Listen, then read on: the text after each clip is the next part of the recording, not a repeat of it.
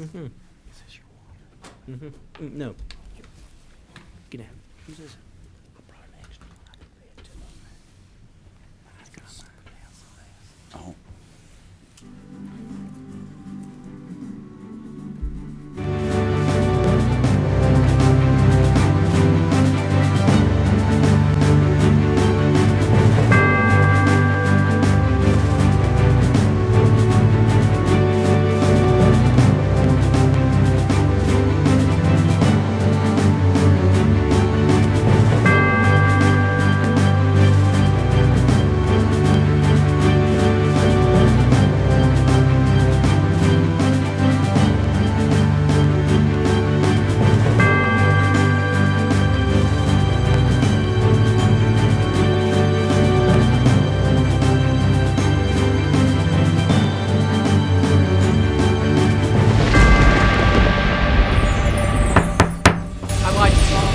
February 4, 2014 meeting of the Buncombe County Board of Commissioners, and ask you to start the meeting with Pledge of Allegiance with me. I pledge allegiance to the flag of the United States of America and to the republic for which it stands, one nation, under God, indivisible, with liberty and justice for all.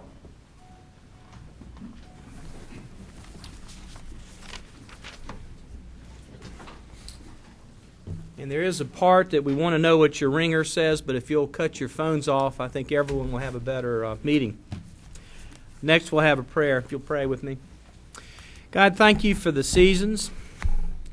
Winter is always followed by spring, summer, and fall. All four seasons are examples of your wonder. The cold turns to warmth, the snow turns to sunshine and rain, and the freezing temperatures turn to hot summer temperatures. Bless our families and friends in cold areas without heat, homes, and without a lot of hope. Bless our wonderful men and women of the armed services all over the world, particularly those who served in Vietnam, who we specifically recognize today. Take your hand and hold them out of harm's way in all the different parts of the country they're serving us every day, so we can enjoy our freedoms here. God, thank you for all these people. Thank you for the chance to serve, to be part of the organization with these good men and women that sit with me and the good men and women that sit in the audience. Help us to make good decisions that please you and decisions that help Buncombe County be an even better place to live. Amen. Amen. Next, we will have our ethics reminder. In accordance with the Code of Ethics adopted by this board, it's the duty of every commissioner to avoid both conflicts of interest and appearances of conflict. Does any commissioner know of any known conflict of interest or appearance of conflict with respect to any matter coming before the board tonight? If not, we will proceed to public comment. The time limit for any public comment is 3 minutes. If your time expires, you can leave your question along with your name, address, phone number, or email with the county manager. The board members are not expected to comment on matters during public comment. This is your time to talk to us. Comments should be limited to subjects that are within the jurisdiction of this commission or pertain to matters upon which we may act. Any individual speaking during public comment should address the entire board. Any polling of board members is inappropriate. Persons addressing the commission are expected to observe the decorum of the chamber and be respectful of everyone in the room. Any person who willfully interrupts, disturbs, or disrupts this session will be asked to leave the meeting. And we reserve the right to deny public address on any subject previously presented to the board. Now, a couple of changes to our agenda. We are going to go ahead and take some comment on the African American Commission, and we will accept some comments on CTS. We're going to keep that on the consent agenda, but Mr. Creighton's going to tell us a little bit about what exactly the ramifications of what we're doing. So, if you have comments on either one of those, we're going to recognize you later for those. So, with that being said, You'll come up, but does anybody have any public comment on any other areas that we're going to take care of? In the back, come on up, ma'am. Anybody else while she's coming up? Yes, ma'am, you'll be next in the red burgundy sweater.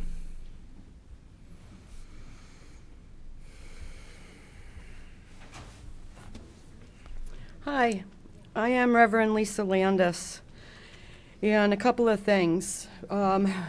There's a thing with women with no shirts, and I want to put my 2 cents in and say that if you are going to prohibit women and make them wear shirts, then you should also do the same for men. I, as one, do look at nice specimens with lust in my heart, so if it's good for one, it should be good for the other. And then we have my salute to those men and women who are brave enough to serve. And I do say welcome home. And I say please do not forget about the prisoners of war that we still have. Too many times they are forgotten when they come home. But those that are still prisoners of war, we need to remember them and do what we can to bring them back. Now, in my research for law, I've come across a whole lot of interesting things, and one of them was from Cicero.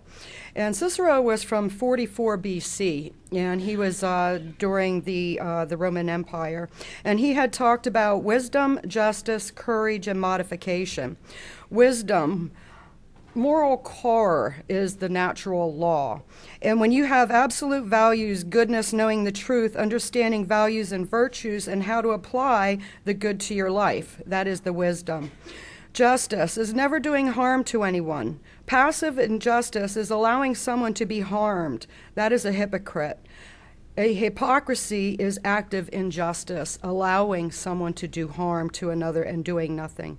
Courage is essential to living a life of justice. You have to stand up for what is right. Modification, push so far that it becomes wrong. And that is why I stand before you, because I did not want to seem vindictive in filing a civil rights lawsuit without coming to you in front of you and saying, hey, let's be nice. According to the United States Constitution, what you did was wrong in my arrest. So I am going to be seeking compensation on that and be vindicated. I don't want to be vindictive. Now, something else that I have, and it's to the Department of Buncombe County Manager, and it's a FOIA, Freedom of Information Act, request for disclosure of public documents regarding BCTV and government credit cards.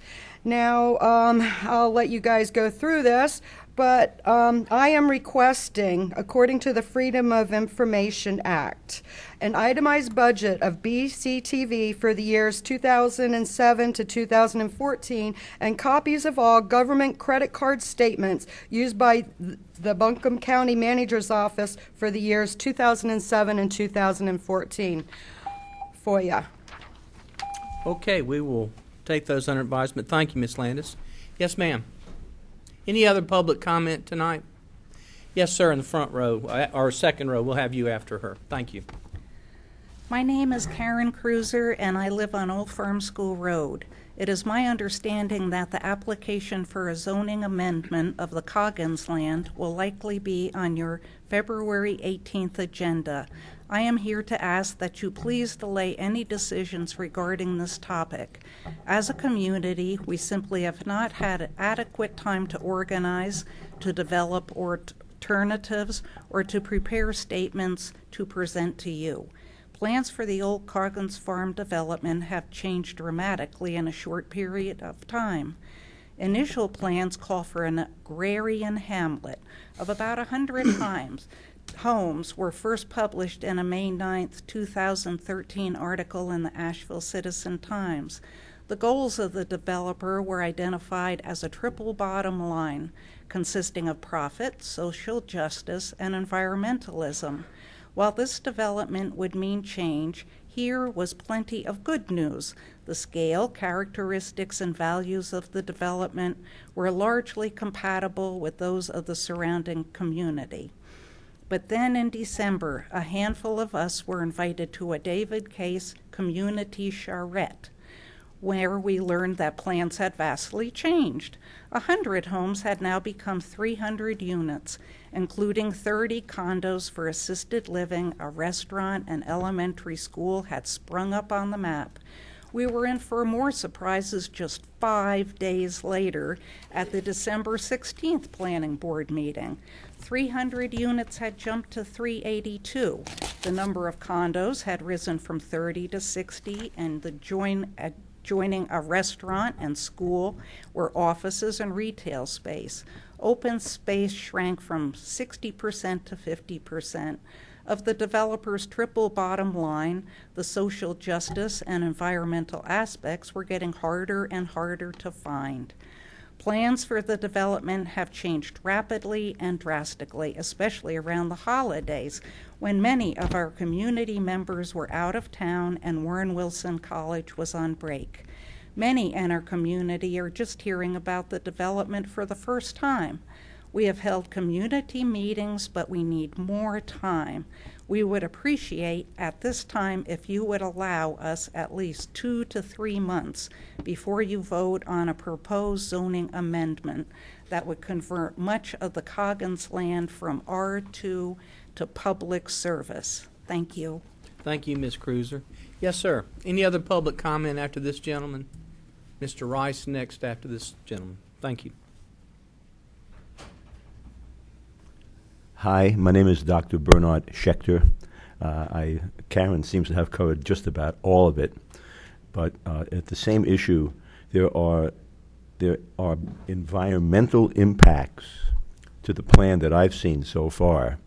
In addition to that, the traffic impact, in my experience of being in this neighborhood for a while now, is going to be dramatic. It's almost going to be horrendous, and I think that we need, because we were notified right before Christmas, people were busy with their families and with the holiday, festivities and doings, that we need to have, my request is to have a 90-day period that the people in the community, most of whom were not and still have not been notified of this situation, to group together and present to the county commissioners our findings, and also have time to possibly petition the Department of Transportation to do an independent traffic study.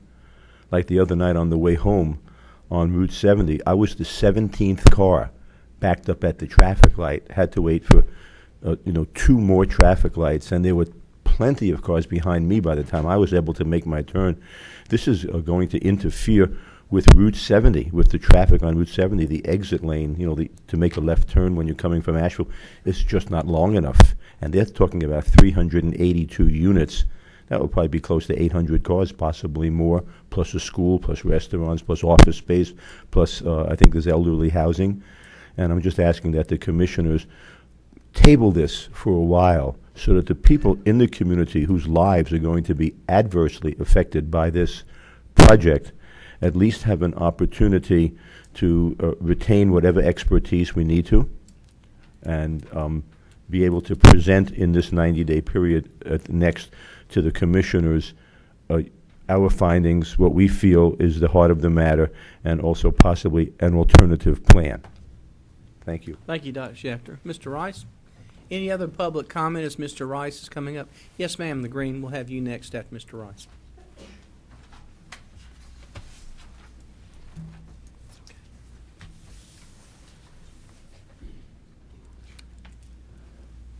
Thank you, Mr. Chairman, members of the board.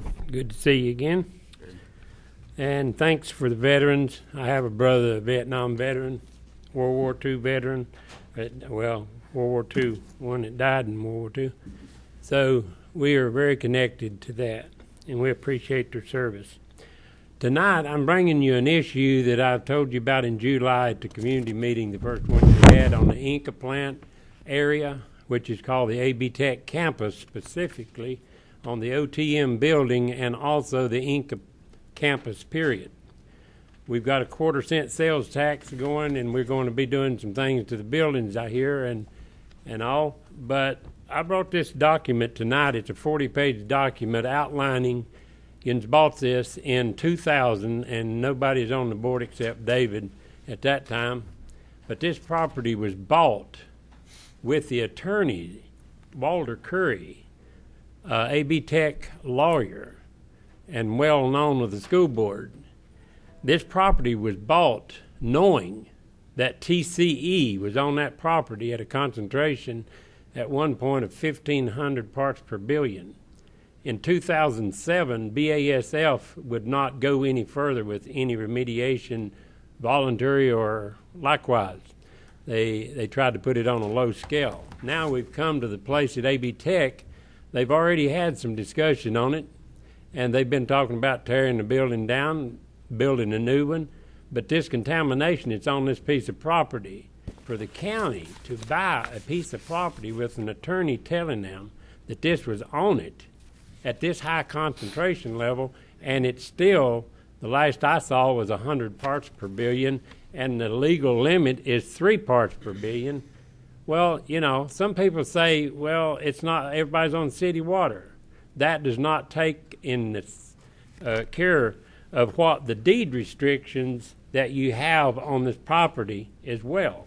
On the deed restriction, it plainly states here, the grant is made on the condition that the property shall not be used for any residential use, in whole or in part, and that no groundwater wells shall be drilled, constructed, or installed in the property, on the property. Residential use shall mean and include any structure or dwelling used for living accommodations, single or multifamily occupancy, daycare facility, whether infant, children, infirm, or elderly, grade or elementary school, playground, or senior citizen housing, or other similar use. Now, I want to ask you a question. AB Tech has been out there with people in those buildings. You've got the Department of Public Instruction that's been housed there for years. You've got people in the OTM building, been there for years. Okay, if you can wrap up, Jerry.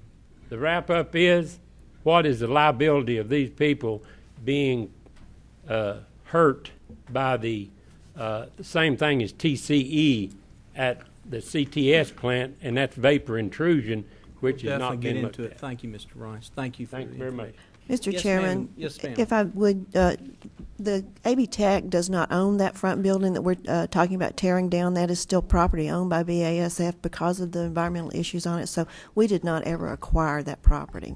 Okay. Thank you. May I say something else? Yes, sir. Go ahead.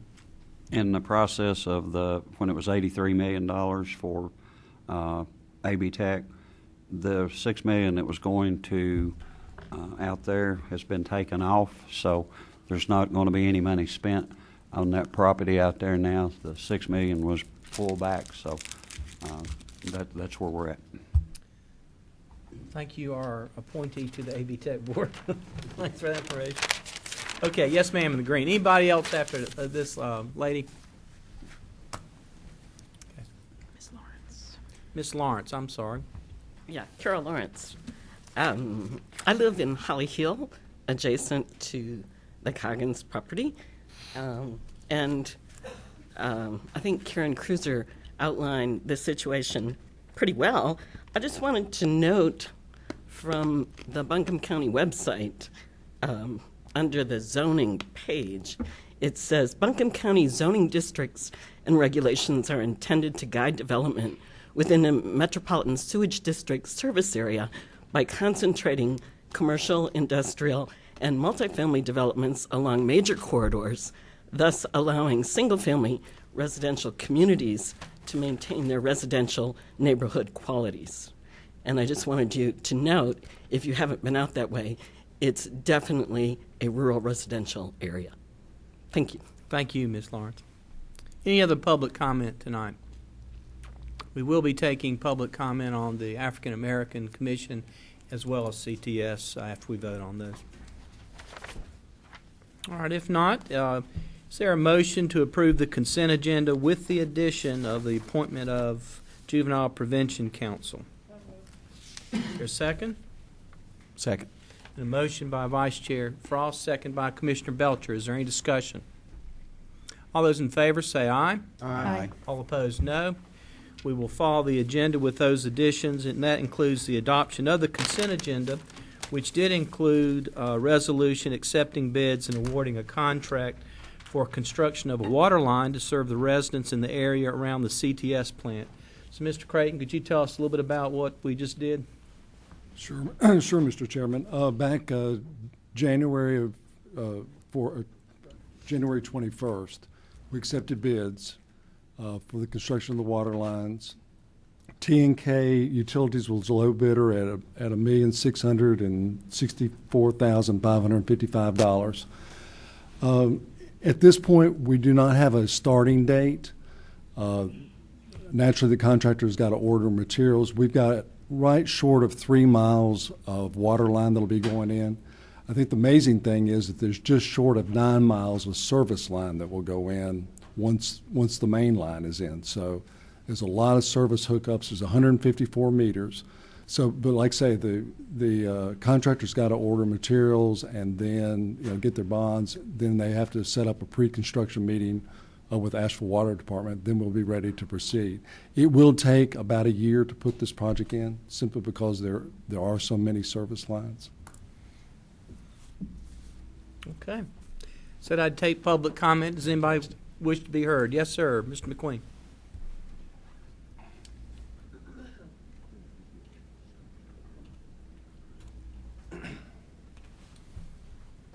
My name is Tate McQueen. I'm a teacher and coach in Buncombe County. I live in South Asheville. And for 6 years now, we've been coming to meet with you. And at times, I think you've seen the desperation in a father's face and the pained concern, that the anxiety that we've been filled every time we've turned the tap on. It's been with trepidation, worrying about whether our water was safe. And tonight, I just want to say thank you from the bottom of our collective hearts for stepping up and making this happen in conjunction with the City Council. I also want to thank you for your patience with me in particular and others. Because of that desperation and because of that stress and strain and that concern for other people that we have shown in our community, whether people were on well water or not, every single person in our community has been effective in one way or another and should be applauded for their efforts to secure these water lines. We have gone up against CTS, which is a massive corporation. At this time, some of us have a suit that will be going before the Supreme Court in April. The reality is that we have led in conjunction with our local officials, and we are extremely grateful. Some of those officials aren't here and are no longer serving on the board, and I want to pass along our thank you to them. In the end, this $1.6 million investment is a fraction of what has been spent to date by those that were in charge of regulating it and by the company itself. And the investment of $1.6 million to see not only that our safety is looked after and that our security is looked after, it also means that our home values will come back up and that this investment in us will pay off for the rest of our community. I know that there have been times, and I'm delighted to be sitting beside Rob Wilcher. The sign of a good team is one that sticks together and doesn't break. There have been times when we cracked, and there were times that I cracked, and for that I offer my humble apology. But you know where we were coming from, and you know what we were fighting for. And I hope that this will act as a unifying event, that we will bring healing to our community. And where I've been responsible, again, I truly am sorry. The end result is that the collective community has been looked after. You guys have acted for us and set a model for other areas of the community. And I cannot thank you enough on behalf of our community. And tonight is one of the best nights for us in a long, long time, so I can't thank you enough. Thank you, Mr. McQueen. Any other public comment, any other comments on the CTS water line that we're going to run out there? Mr. Rice?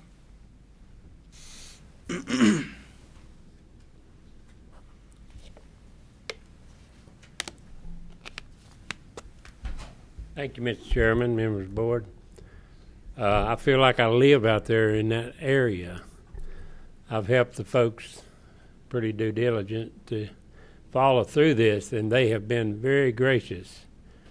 But I would like to say to the commissioners, we do appreciate what you've done in water lines in the city, but I think there's a bigger issue that you need to look at from this experience, and it's probably also representative of what I was speaking at earlier with the BASF situation on the AB Tech ground, and that is that regardless of city water lines, this contamination is going somewhere to somebody's home.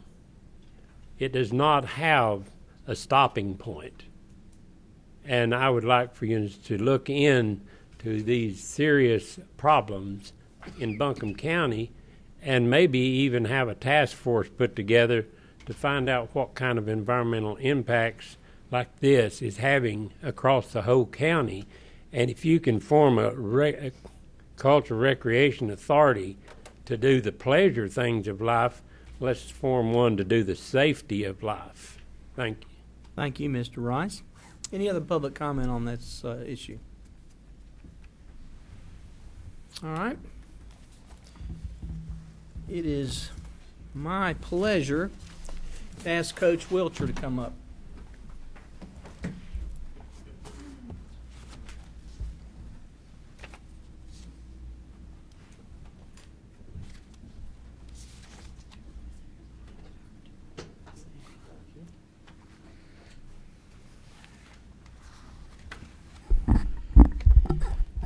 It's rare I see this view, but this is a special day. My kids went to T.C. Roberson, and they weren't good enough to play for Coach Wilcher here. They were good kids, but they weren't good enough to play for the team. They certainly weren't good enough to play for the 2013 state champion team. But I have a little background about this team you beat that you might not know about. Growing up down in near Raleigh, I heard a lot about Sanderson. In fact, I grew up in awe of Sanderson soccer. Sanderson soccer, the team that Coach Wilcher's team beat, won 11 state championships. They won 103 games in a row, a national record in soccer. They had a coach that's in the Hall of Fame, named one of the top 100 coaches in history of any sport.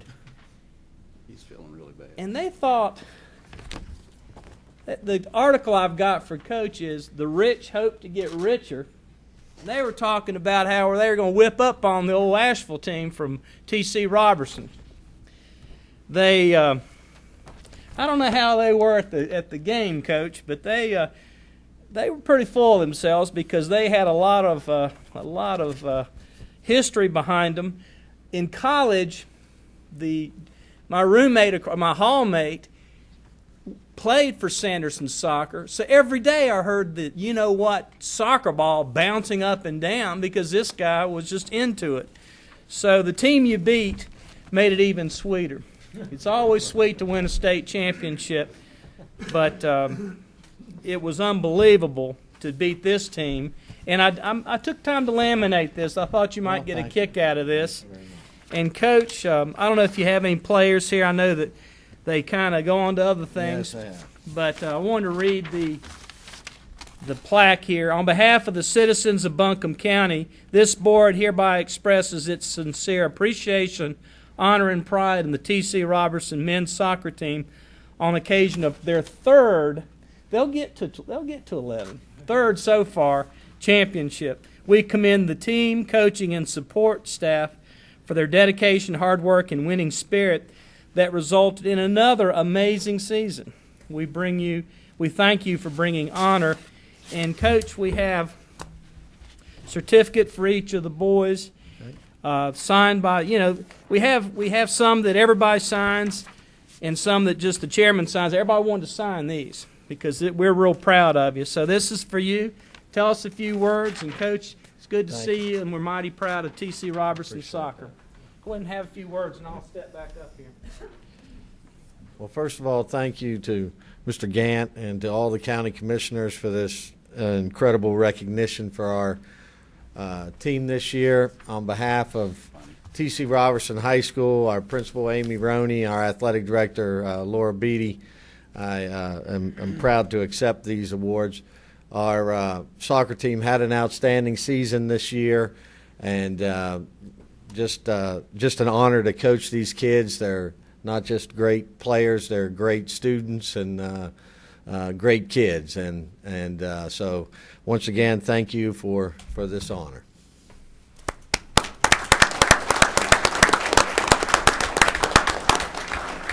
Thank you, Coach.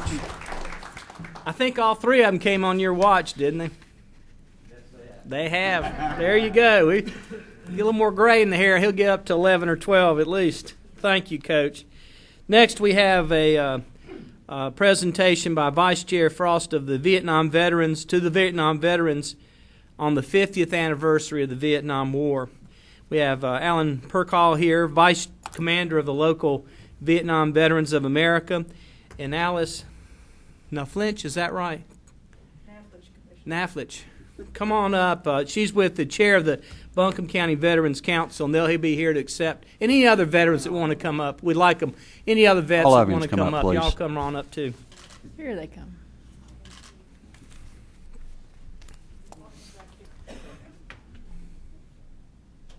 We can all come back here. Yeah.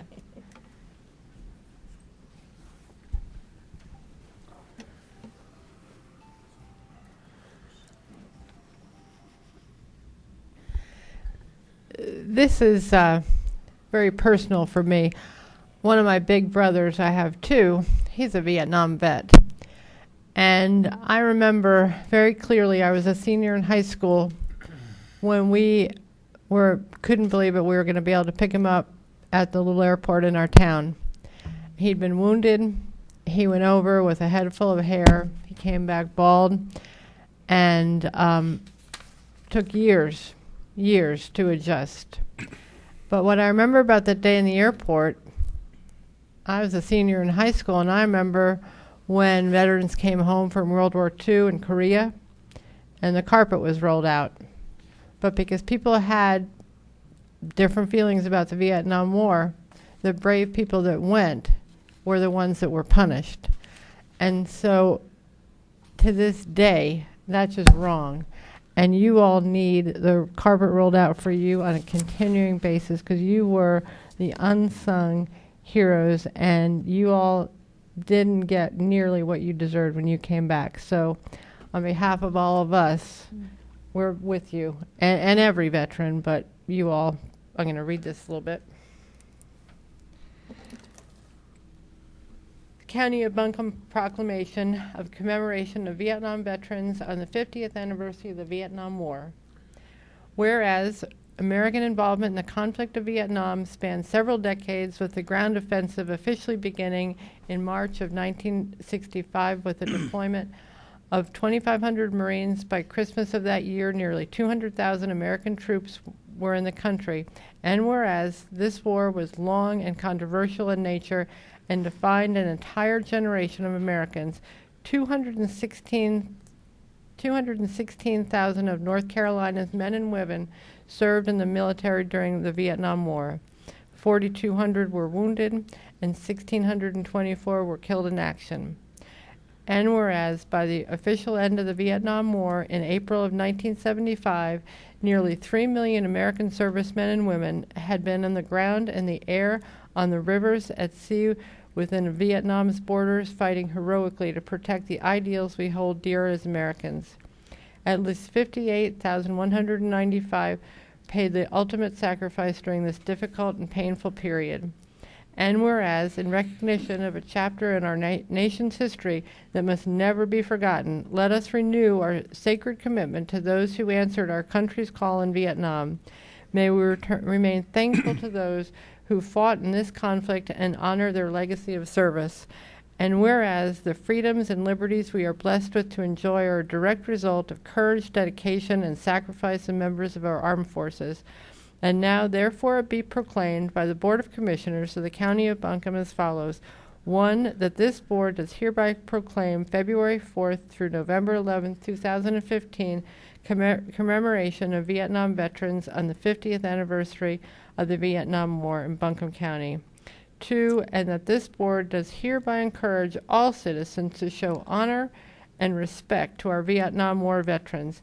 their families, and all those who are serving, realizing that it is never too late to pay tribute to the men and women who answer the call of duty with courage and valor. 3, that this proclamation be effective upon its adoption, and is adopted on this day, the 4th of February, 2014.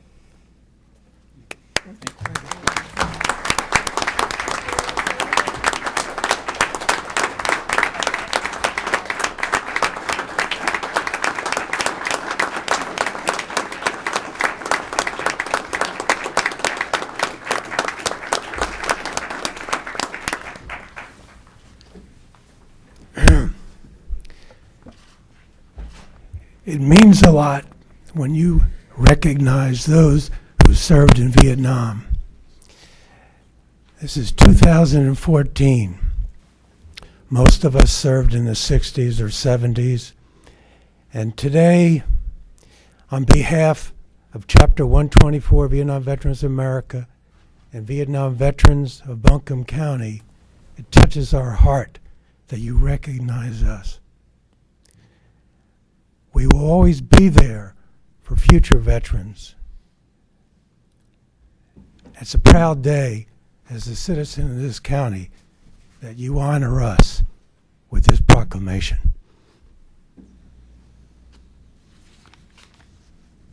Anybody else want to speak? Yes. Thank you, Commissioners.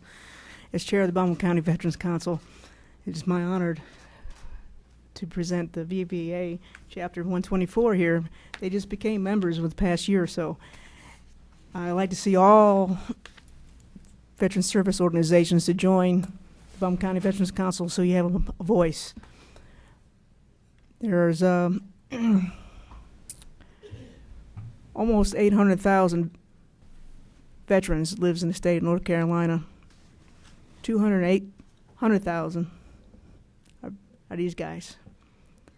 That's a large portion. And I think they need to have the recognition every day. On behalf of what happened to the Vietnam veterans and our returning veterans today, Afghanistan, Iraq, let them be recognized also. And because of what happened to them, Buncombe County Veterans Council is heading a planning committee to bring a veterans center here that is run by the VA benefit side of the house.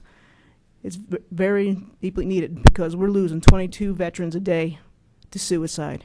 Mm-hmm. So, thank you. Thank you. Anybody else? Thank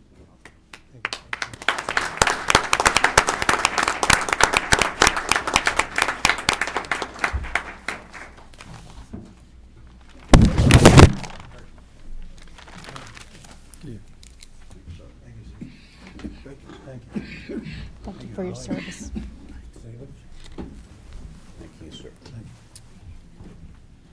Okay, is there a motion to approve the 2 proclamations? So moved. So moved. Yeah. All those in favor say aye. Aye. All opposed, no. We officially adopt them. Next, we have a zoning hearing. We have Josh O'Connor to talk about the first amendment, which is an administrative change in our law. Josh? Just 1 second till I come up with the PowerPoint here. Chairman Gant and members of the Buncombe County Commissioners, thank you for having us tonight. The first set of amendments are administrative in nature, like you said, and allow us to introduce new efficiencies into the planning process. Most of the changes allow the ordinance to align with revisions made to the general statutes under Session Law 2013-126 and other applicable changes to state law that were made during the last General Assembly session. Additionally, the ordinance would allow planning staff through the zoning administrator to propose amendments to the zoning ordinance. The ordinance already makes some provision for this, but it's unclear as how the process flows. It doesn't give us or the public a good idea of how that should work. This change was introduced after the recent transition to Asheville ETJ to Buncombe County, and when we realized the process was cumbersome and required more time than was necessary. And it proved to be a stumbling block for getting those changes implemented efficiently. Just to reference the land use plan approved by the commissioners in September 2013 calls for these proposed changes to ensure that we address changes as they come up in the legislative environment and as we encounter issues with day-to-day administration of the zoning ordinance. You can see the applicable recommendations on the screener. These are just sections that we've pulled out of the land use plan. But in summary, rather than read all those to you, the land use plan calls for us to adapt our ordinances as changes in the regulatory environment occur, streamline our ordinances as a function of lessons learned, clarify ambiguity, and account for changes in land use patterns and demands. Again, this is straight out of the land use plan, and I just want to kind of paraphrase. As I stated earlier, the impetus for allowing staff to make changes to the zoning ordinance is to make a clear path for us to make changes as they occur. It in no way modifies the public notification or comment. So basically, staff would be able to initiate amendment. It would still go in front of the planning board, and it would still end up in front of you as the commissioners. And the change would allow us to address potential changes more quickly while eliminating redundancies in the process.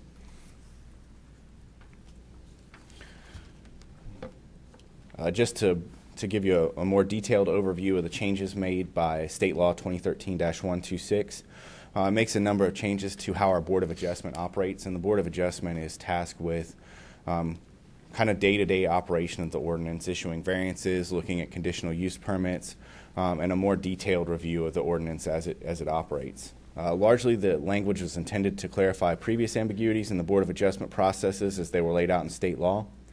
And the School of Government finds that this change modernizes the Board of Adjustment statute. The new legislation does not drastically alter the fundamental aspects of the prior law, but it does make several important changes. The bill was proposed by the North Carolina Bar Association. The new law includes a number of stylistic and organizational changes to clarify the statute. Outdated, awkward, and confusing language and syntax are removed, and it moves to more gender-neutral language. The standard for variance is also simplified by deleting the standard for the applicant having to show that there's practical difficulty with a proposal. Right now, they have to show that there's both practical difficulty and an unnecessary hardship. That doesn't make very much sense in plain language, and it's very, very difficult for the board to make an absolute determination on. Would you define those two terms for the people in the audience? That's really the issue, is they aren't adequately defined. The state law moves to an unnecessary hardship, which is, again, not clearly defined, but that's what the case law refers to. So it gives them a clear set of cases they can go to kind of understand what it's referring to. There are also clarifications regarding how we provide notice of decisions and how individuals can appeal decisions. And the voting requirements have been made a little bit more efficient. Currently, the Board of Adjustment makes decisions by a 4/5 majority. It's now transferred to a simple majority, except in the cases of variances. So it has us doing less math with fractions when we're voting for a 4/5 majority with a 7-member board. Staff also took the opportunity to reduce the number of circular references in the ordinance. There were a lot of cases where, when the ordinance was written, state law had been cut and pasted into the ordinance, and rather than do that, we just make reference directly to the state law, so that if the state law changes, we're not up here proposing another set of amendments. It'll just refer to that new amended statute. That covers it in a nutshell. With that, I can take any questions that you may have. And state law trumps local law. We don't have much choice, do we? That's correct. Any questions? Just got a comment. I think that there are several things you said: streamline, simple, speed. It does in fact speed up, could as much by 30 days. As much as 30 days is my understanding the process by going to these new descriptions and changes that you presented to us. Right? That's correct. Under the current process, if staff sees a state law that causes us to change the way that we operate, such as this one, we have to first go to the planning board and ask them to ask us to change the rules. And this allows us to go directly to them with a new proposal for their consideration. Josh, excuse me. You're saying that if the state says you need to do something, you have to go back to the planning board and ask them if you can do it? No, like when the state law passed this year, and as we were getting it ready to come to you, The current process under our zoning ordinance is that we see we need to make changes to the ordinance. We kind of outline those changes for the planning board, and then the planning board, under the current process, has to direct us to go back and make those changes. This would allow us to see that we need to make changes to the ordinance and go to them with language to approve or deny and bring to y'all. Okay, any other questions before we have public comment? Public hearing, excuse me. All right, thank you, Mr. O'Connor. We'll have public hearing on these ordinance changes. 3 minutes, if you give your name and where you live. Anybody wish to be heard on these? Public hearing's open at 5:16.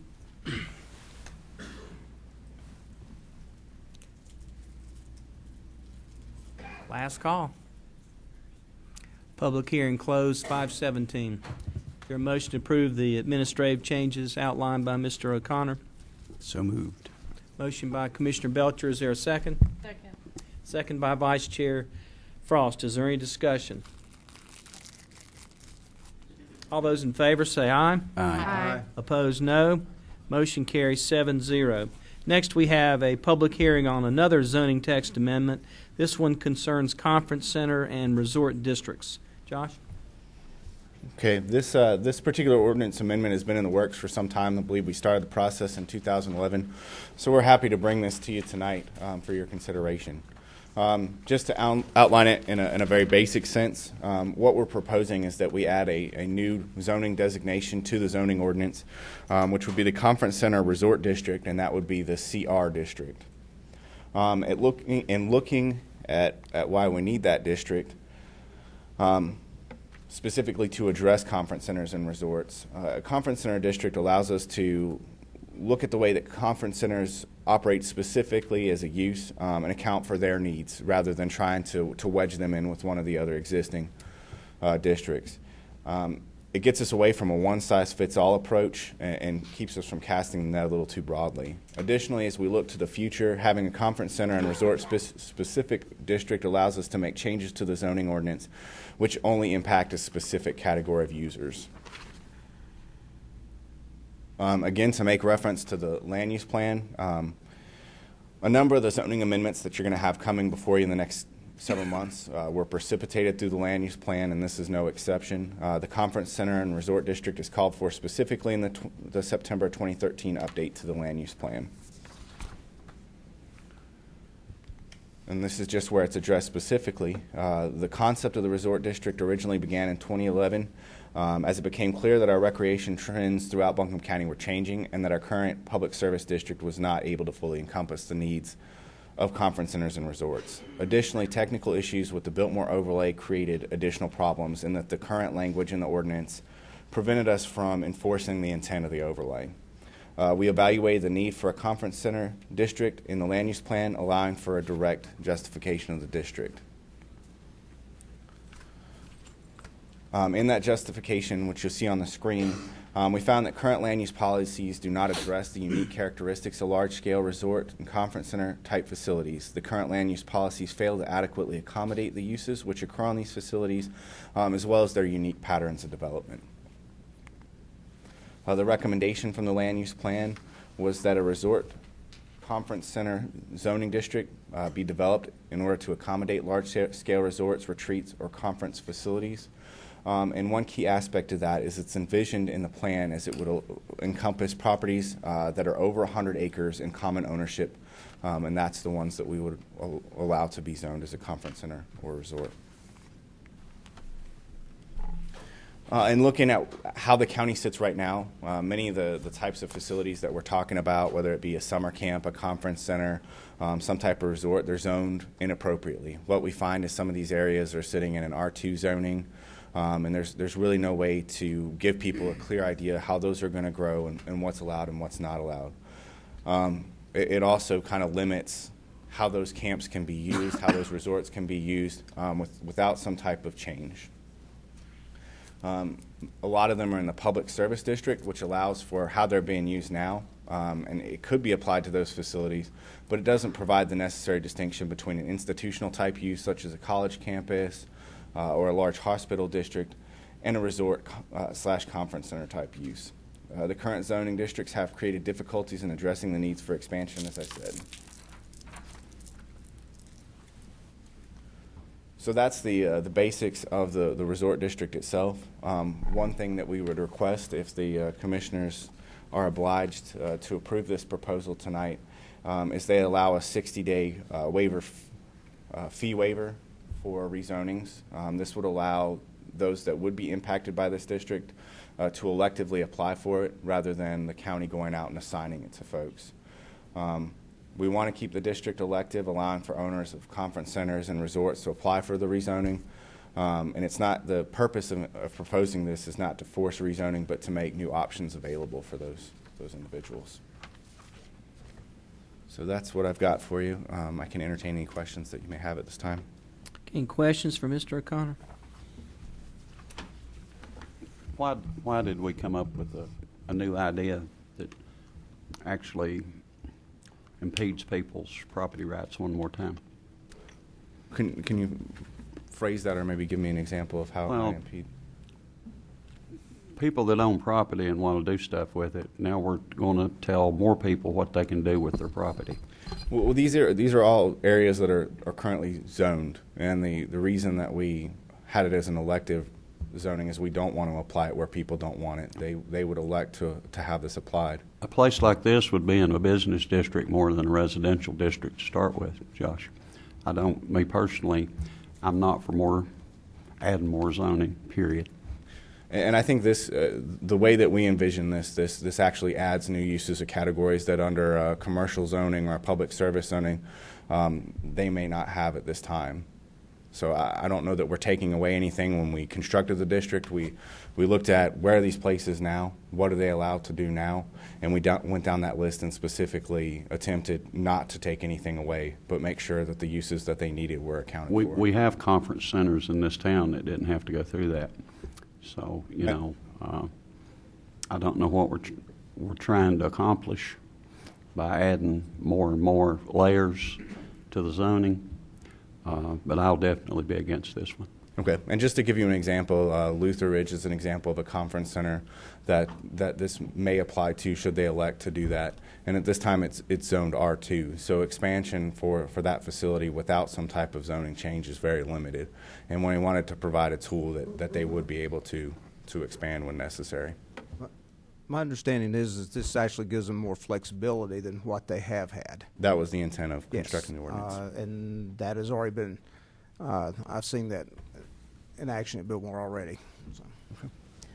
So I'm assuming we'll have two different motions. One will be for the zoning and the other one will be for the elective period that's being proposed, or do you just need a nod for that, or a motion would be preferable after action's taken. We'll do that. And so in that vein, so after the elective period happens and people can kind of get her while the getting's good, and what do you have a plan to kind of chip away at dealing with the ones that we might need to visit, or are you just going to let it unfold as it needs to unfold? What's the plan after the next step? We kind of have an idea of where these places are, the ones over 100 acres, and we've been in conversation since the inception of this district. So the intent would be that we communicate that this opportunity is available for them to apply with no fee, get everybody in at one time, allow the commissioners to address everybody at one time. And so hopefully it would all take place at one time. If someone elected not to, I feel like a few years down the road they may see the benefit in it. But we would still be we wouldn't necessarily go impose this at this point. Correct. It would be kind of more of their choice whether to do it. Correct. So any idea of how many we're talking about here? I think we're looking, that I know of, 6 to 7. Okay. And there may be more. I've been in discussions with individuals looking to assemble large tracts of property, but nothing's become available. But that is the reason we have the 100-acre segment, is we didn't want somebody to come with 10 acres and try to do something that wasn't meeting the intent of the ordinance. Okay. Okay. Any other questions or comments before we have our public hearing? If not, thank you, Mr. Connor. I will start the public hearing at 5:25. Any members of the public wish to be heard on this zoning ordinance change? Yes, sir. Good evening. My name is John Norrin. I'm here on behalf of the Biltmore Company. We wanted to thank Josh and the other county staff for putting together this new zoning ordinance. We believe that it's going to provide a lot more flexibility for the operations that we have on the property, and look forward to applying for rezoning for the property as a whole. Thank you. Thank you, Ms. Norton. Any other a member of the public wish to be heard? Yes, ma'am. Ms. Landis? Anybody else want to be heard after Ms. Landis? Mr. Rice after Ms. Landis. Thank you. Hi, Reverend Lisa Landis. The 100 acres, and somebody buys 100 acres and they decide that they want to do this. Does the public then have the right to stand up and say, no, we do not want it there? Or is it, sorry, too bad about your luck, it's already rezoned? Do the public have a say in where these are going to be? Will the public have a say in their vote, whether they want a convention center in their neighborhood or not? Am I making myself I hear you. clear? This is public comment. We'll hear your public, then we'll hear comments, and we'll deal with it later. Okay, thank you. Okay, Mr. Rice. Anybody else after Mr. Rice wish to be heard?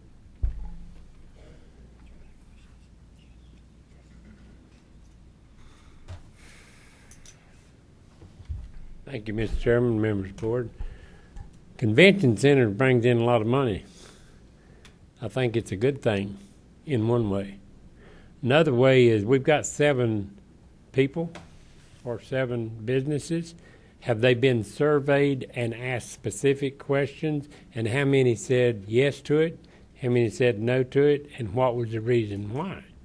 Because when I see Biltmore coming in front up here, it's kind of like they're leading the show. They usually do, them in Grove Park.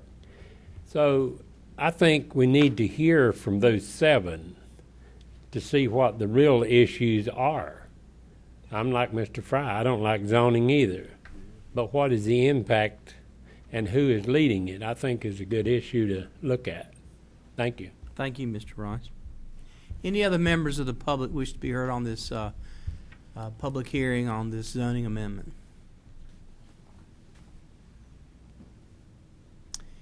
If not, I'll declare the public hearing closed at 5:29. Josh, will you address some of those concerns for us?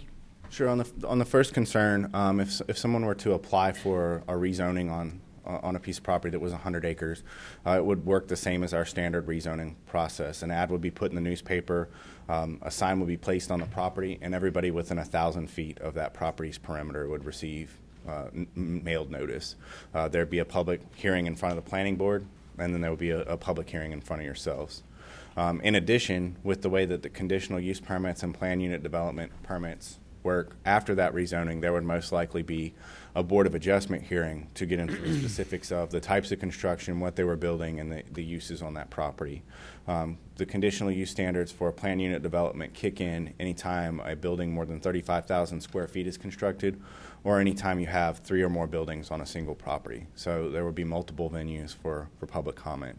In terms of the individuals that I listed out, that 6 or 7, when we first started the process, we surveyed the county for large land users over 100 acres, identified which ones we knew to be these type of land users, and used tax records to contact those individuals directly.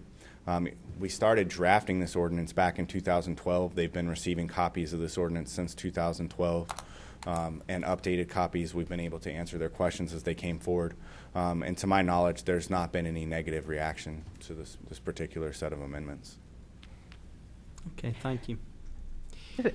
So if the property is sold, does the zoning begin again, or it stays? Zoning and conditional use permits travel with the land. Okay. And I've got one. What are our? I should know this, but what are our rules for notification of contiguous owners to the land? It's everybody within 1,000 feet of the property border, so it's not just adjacent property owners, under the direction of the commissioners, as it stands now, we draw a buffer of 1,000 feet around the entire border. I thought we went a little bit further out, so it's not like someone can put a sign, a Z sign up, and then somebody miss it. Anybody within 1,000 feet is going to be specifically notified by registered mail, right? Not by registered mail, but by a direct mailing. And Direct just to mail. contrast that with state requirements only require that we notify adjacent property owners. Okay, and we bumped it up to 1,000 now. In most areas, that's a pretty significant amount of property owners. It is. Okay. Any other questions or comments? All right. Thank you. Is there a motion to approve the zoning text amendment for Conference Center and Resort District? So moved. Been a motion by Commissioner King, second by Vice Chair Frost. Is there any discussion? If not, I'll call the question. All those in favor of the motion to approve the Conference Center Resort District amendment say aye. Aye. All opposed, no. No. The vote is 6-1, Fryer against. Is there a motion to follow the recommendation of staff to have a 60-day fee waiver to file for this rezoning, this new district? So moved. Motion by Commissioner Jones, second by Commissioner Belcher. Is there any discussion of the motion to waive for 60 days the fee for changing zoning to this new district? All those in favor say aye. Aye. All opposed, no. Then the motion to waive the fees for 60 days is approved 7-0. Thank you, Josh. Next, we have Mr. Creighton is going to talk to us about a resolution approving the issuance of Buncombe Industrial Facilities and Pollution Control Financing Authority of not exceeding $4 million aggregate principal amount of its qualified small issue. Honest, this is all one thing here. Qualified small issue industrial revenue bonds to finance an industrial and manufacturing plant in Buncombe County for Plasticard and Locktech International. John? Mr. Chairman, board members, I'm very glad that you read that and I didn't have to. I swear. Not very well, but I tried. But I do want to talk about the resolution to issue up to $4 million in bonds by the Buncombe County Industrial Facilities and Pollution Control Financing Authority. And just to give you a little history, the authority met in November 25th and approved the recommending of issuing of the $4 million worth of bonds. Just to give you a little bit of history of Locktech, Plasticard, I think is what we call it locally, is that they have 320 employees. Their world headquarters is here in Buncombe County. They're the largest key card, gift card, security card producer in the world. And I've had the pleasure over the last year coming before you and talking about two expansions. One was just here a while back. So it's a very large company that continues to grow especially here in Buncombe County. So what Plasticard is asking is for the issuance of financing through the Industrial Facilities and Pollution Control Financing Authority. And what happens is that if you all give your consent tonight, basically the application will go to the Department of Commerce. And then Commerce, it goes from there to make application with the local government commission. And this is this is a financing mechanism for basically industries in North Carolina. It's a way to basically get tax-exempt bonds where normally they couldn't do it. There is no risk to Buncombe County or the financing agency. So basically it's all handled by Plasticard and their bond attorney, and we just act as a mechanism to do that. Like I said, there's nothing incurred by Buncombe County other than we're the agency that they go through to do this through the Department of Commerce. So that's, if everything goes right, we'll be back in 2 weeks. It'll be on consent agenda. Then it'll go to LGC, Local Government Commission, for their approval. And hopefully they should get their money by the end of March. Okay. Any comments or questions before we begin the public hearing? Just a comment. So, John, this is a way for the county to work with the state to help support a great local business in providing this venue of financing for them. Zero debt tax. Exactly. I mean, and it's cheaper financing for them. So the last one we did was AVL Technology was the last local company that came through and asked for this financing. I have a question. Sure. John, so this is a financing vehicle that's open to any business or industry in the state if they go through this process of working with local governments, the local government commission, to seek this kind of financing. It's a program that's open to anyone. Yeah. Plasticard has chosen to pursue this. They think they qualify for it. So is that correct? That's correct. In the past, the Ingalls Market has used it locally. So, yeah, it's just an avenue, like I say, as Commissioner Belcher mentioned, for cheaper financing that you can't really get, in the open market. Thanks. Okay, are there any other questions or comments? If not, we'll start the public hearing at 5:36. Is there any member of the public that would like to be heard on our? There will be a resolution introduced to approve the issuance of these bonds, as Mr. Creighton has described.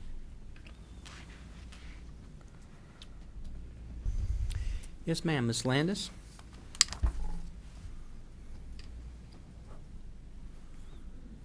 As she's coming up, any other member of the public wish to be heard?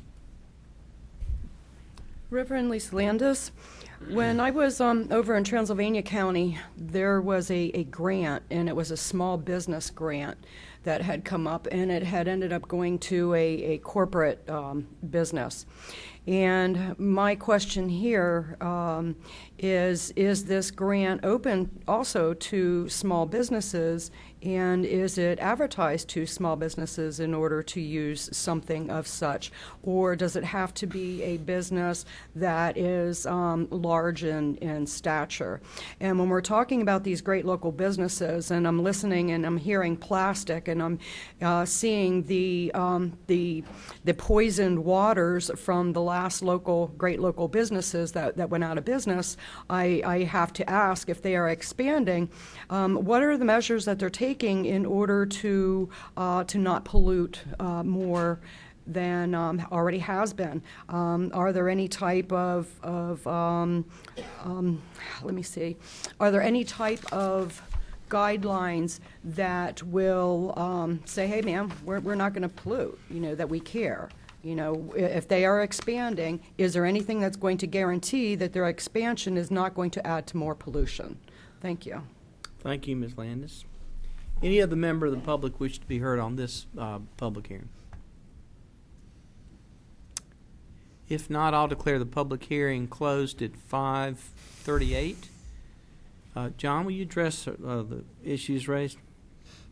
There are limits set up through the general statutes of the size of the company. This is not a small business type loan. This is for manufacturing facilities in North Carolina. As far as plastics, pollution, there are a lot of plastic manufacturers in Buncombe County. Obviously, through air pollution, the state of North Carolina, there are a number of agencies that keep track of, of any kind of spills. This day and time, those are very regulated. Like I say, we've got a lot of plastic manufacturers in Buncombe County, and to my knowledge, we've not had any incidents. That's not to say that it's not possible, but like I say, they are very regulated, just like any other business that has a potential of polluting. All right. Thank you. Any other questions or comments? Not, is there a motion to approve the resolution as stated? So moved. Motion by Commissioner Newman. Is there a second? Second. Second by Vice Chair Frost. Is there any discussion of the resolution, the motion to approve the resolution? If not, all those in favor say aye. Aye. All opposed, no. The motion carries 7-0. Thank you. Next, under our county manager's report, we have exciting report on the Moogfest update. We have Emily Parker here together with Mr. Adams. So if y'all will come up and tell us how we're doing, what you're doing, and what we're interested in hearing about. Thank you, Commissioner Gant. Thank you, Commissioners. Appreciate the opportunity to speak to you today on a Moogfest. Our objective is to just bring you up to speed on the transition of Moogfest from a concert event to an economic development event. And Emmy's going to do that in just a second. And also to ask you for your support during this transitional period. Just a quick, brief history. The event actually started in 2004. Moogfest was in honor of Bob Moog, the inventor of the synthesizer. We had it in New York City for several years, 5 years, and then in 2009, when we decided to put the Moog building downtown, the manufacturing operation downtown, we decided to move the event here. And we had a contract with a promoter at that time and carried on the concert aspect of it. About 20 months ago, we decided that we could use this brand that I own, to create jobs for this area and to do something better than what it has been, doing simply a music event. And so we undertook that, and it's been a big undertaking for us. So Emmy's going to tell you a little bit about that transition, about the actual event, and then at the end of that, I'd like to briefly address you one more time. Thank you. Thank you, Mike. Yes. That's Mike Adams, the president of the company out there. So just want to thank you, Chairman and Commissioners, for giving us some time today to explain these changes to you. As Mike said, we've transitioned over the last 20 months to from being a typical music event to an economic development tool for not just the county but for the region, really. And as Mike said, in the past, Moogfest was a leisure activity, and the reason why people came to Asheville to attend Moogfest was really just to party or to get away from school or to get away from work. And we felt like, while there isn't necessarily anything wrong with that, we felt like we could inject some more value into the event and hopefully, therefore, carry over that value to our community. So in the past, a lot of people came. It was 100% weekend room nights. It used to happen in the fall over Halloween weekend. Very typical music festival format, meaning that people would go out around 5 or 6 o'clock to various venues around town and see entertainment. And there were no corporate sponsors. We met, like Mike said, over the last 20 months with lots of community leaders. And the TDA board specifically said, could you please move it out of the fall and move it to the spring? And so we were happy to oblige with that. And also, one of our biggest issues was that it was 100% weekend room nights. And the hoteliers told us we don't really need any more leisure activities on weekends in Asheville. And what we need is people to travel to Asheville during the week. And as you all know, people who travel during the week are typically traveling for professional purposes. And we said that's no problem, because what we're trying to do is create an event that matches the ethos of our company, which means that we would like for people to travel for a professional purpose. So instead of being a Thursday, Friday, Saturday event, we've moved it to start on Wednesday. So it will now be from Wednesday through Sunday. And the purpose for coming is to learn something new. The purpose for coming is no longer just for a leisure activity. So we want people who come to this event to travel back to where they came from and explain, not the fun they had, but rather how their mind was expanded from some of the things that they learned when they came from Moogfest. So same number of people, because as of right now, we have the same number of hotels. Big transition is the 50% weekday room nights, as I explained. It's the last week of April now. Another big change is, instead of not having corporate sponsors, we've transitioned to asking our friends who work in the technological community to create content for the festival. And this is the crux of why people would come for a professional purpose. So we have folks like Google, MIT Media Lab, Make Magazine, Omni Magazine, and lots of others coming who will be providing content for the daytime activities. And the daytime activities are a technology and innovation conference, and it is truly world-class what we've put together, and I encourage you to look at some of the speakers that are coming on the website so you can learn a little bit more about it. We've received great support from the governor and also from the Commerce Secretary, who understood very quickly what we were trying to do, and we're very grateful for that. And the other big change is that Moog is assuming 100% of the risk for this event, and the reason for that is that we looked for concert promoters who would be interested in sharing in the risk, and there just really weren't any, because they're not obviously as interested in, well, economic development in this region as the people who are working and living in this community are. So as Mike said, it's a huge undertaking for us because we have a core business to run, and it's not events. And this is about a $3 million investment for us. And as Mike often jokes, if we had a board of directors, they would take him out back and shoot him.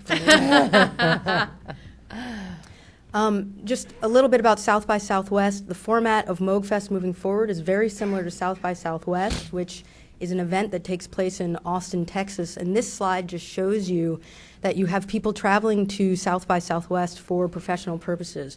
You can see in the little orange call-outs how many employees Google and Dell have sent to South by Southwest in 2012. And Moog is a 50-person company, and we send about 10 people a year to South by Southwest. Wow. So South by Southwest, just so you know, also started out as a music event, just like Moogfest did, and then they made the transition to be focused more on ideas and innovation, and they've been very successful. They have a lot of diverse programming at South by Southwest. Industry conferences, trade show, music gear expos, music festival, film festival, humongous economic impact on the town of Austin. They have 172 full-time employees that are working year-round on South by Southwest, so it is a juggernaut. We also have a lot of diverse programming. We have the 5-day Technology and Innovation Conference that I told you about, and then at night that's buffered by the 5-night music festival. We are turning the Masonic Temple into a new electronic musical instrument pop-up shop that will feature 25 small manufacturers. That will be open to the public. We will also hold workshops there that will be open to the public. We will be closing down one street with permission from the city for a music and art expo. It's new media art installations that will be there. Starwood Hotels is sponsoring that activation. That is also open to the public. We've partnered with the North Carolina Technology Association to do a trade show which is focused on technology companies in the Carolinas. That is also open to the public. And we have asked that the companies that participate in that trade show also be open to hiring prospects from this community and, of course, festival goers. That alternative job fair is also open to the public. Huge media value associated with Moogfest, and we're already seeing returns from that just from the announcements that have come out so far. And a little bit about some of the speakers that are coming. I'm not sure if you can read that, but there are professors coming from all over the world for the Innovation and Technology Conference. Google is sending a team of 6 folks from across their organization, from their Android audio team, from their creative lab. The head of the Google Doodle team is coming, and then we have professors from MIT, Georgia Tech, Oxford. The head of the Millennium Project is coming, and the Millennium Project is the body that writes the State of the Future report for the UN annually. So we have some real heavy hitters coming, and the idea was to gather up these thought leaders and bring them to our great city. So benefits from these changes, as I said, very significant media value.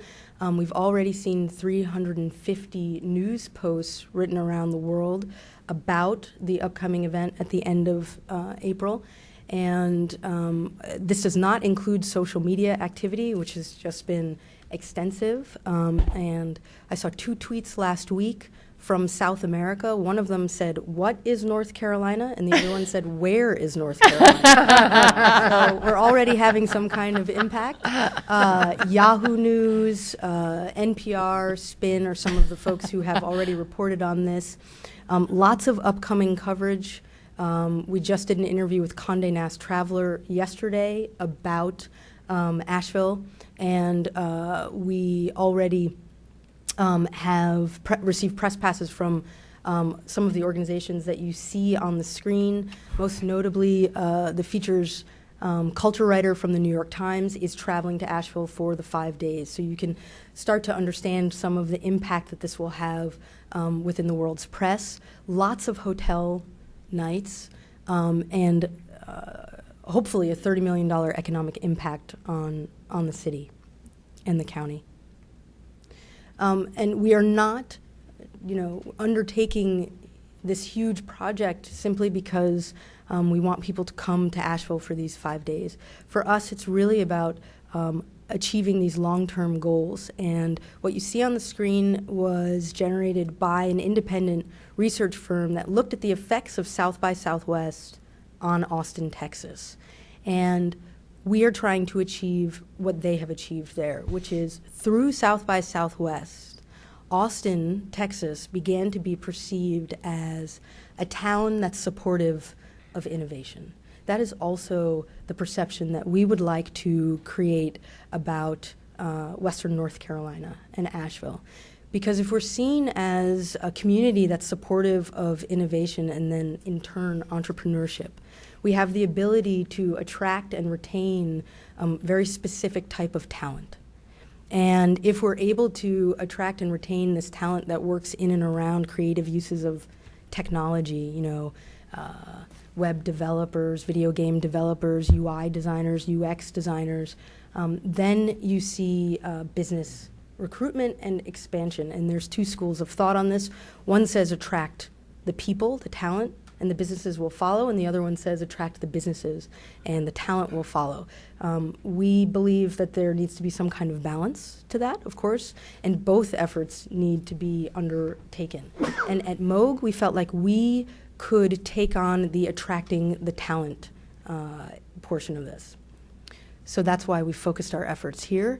And if we're able to attract more businesses, then hopefully weekday travel will pick up in our area. And then most importantly, what we're trying to achieve is an increase in local entrepreneurship over time, meaning that the children that grow up within our community, the ones that have talent and that are very ambitious, that they don't feel like they need to be nurtured by this community until they're 18 and then get out of here as quickly as they can and take their talents to Chicago or New York or Los Angeles where they can achieve their goals and their dreams.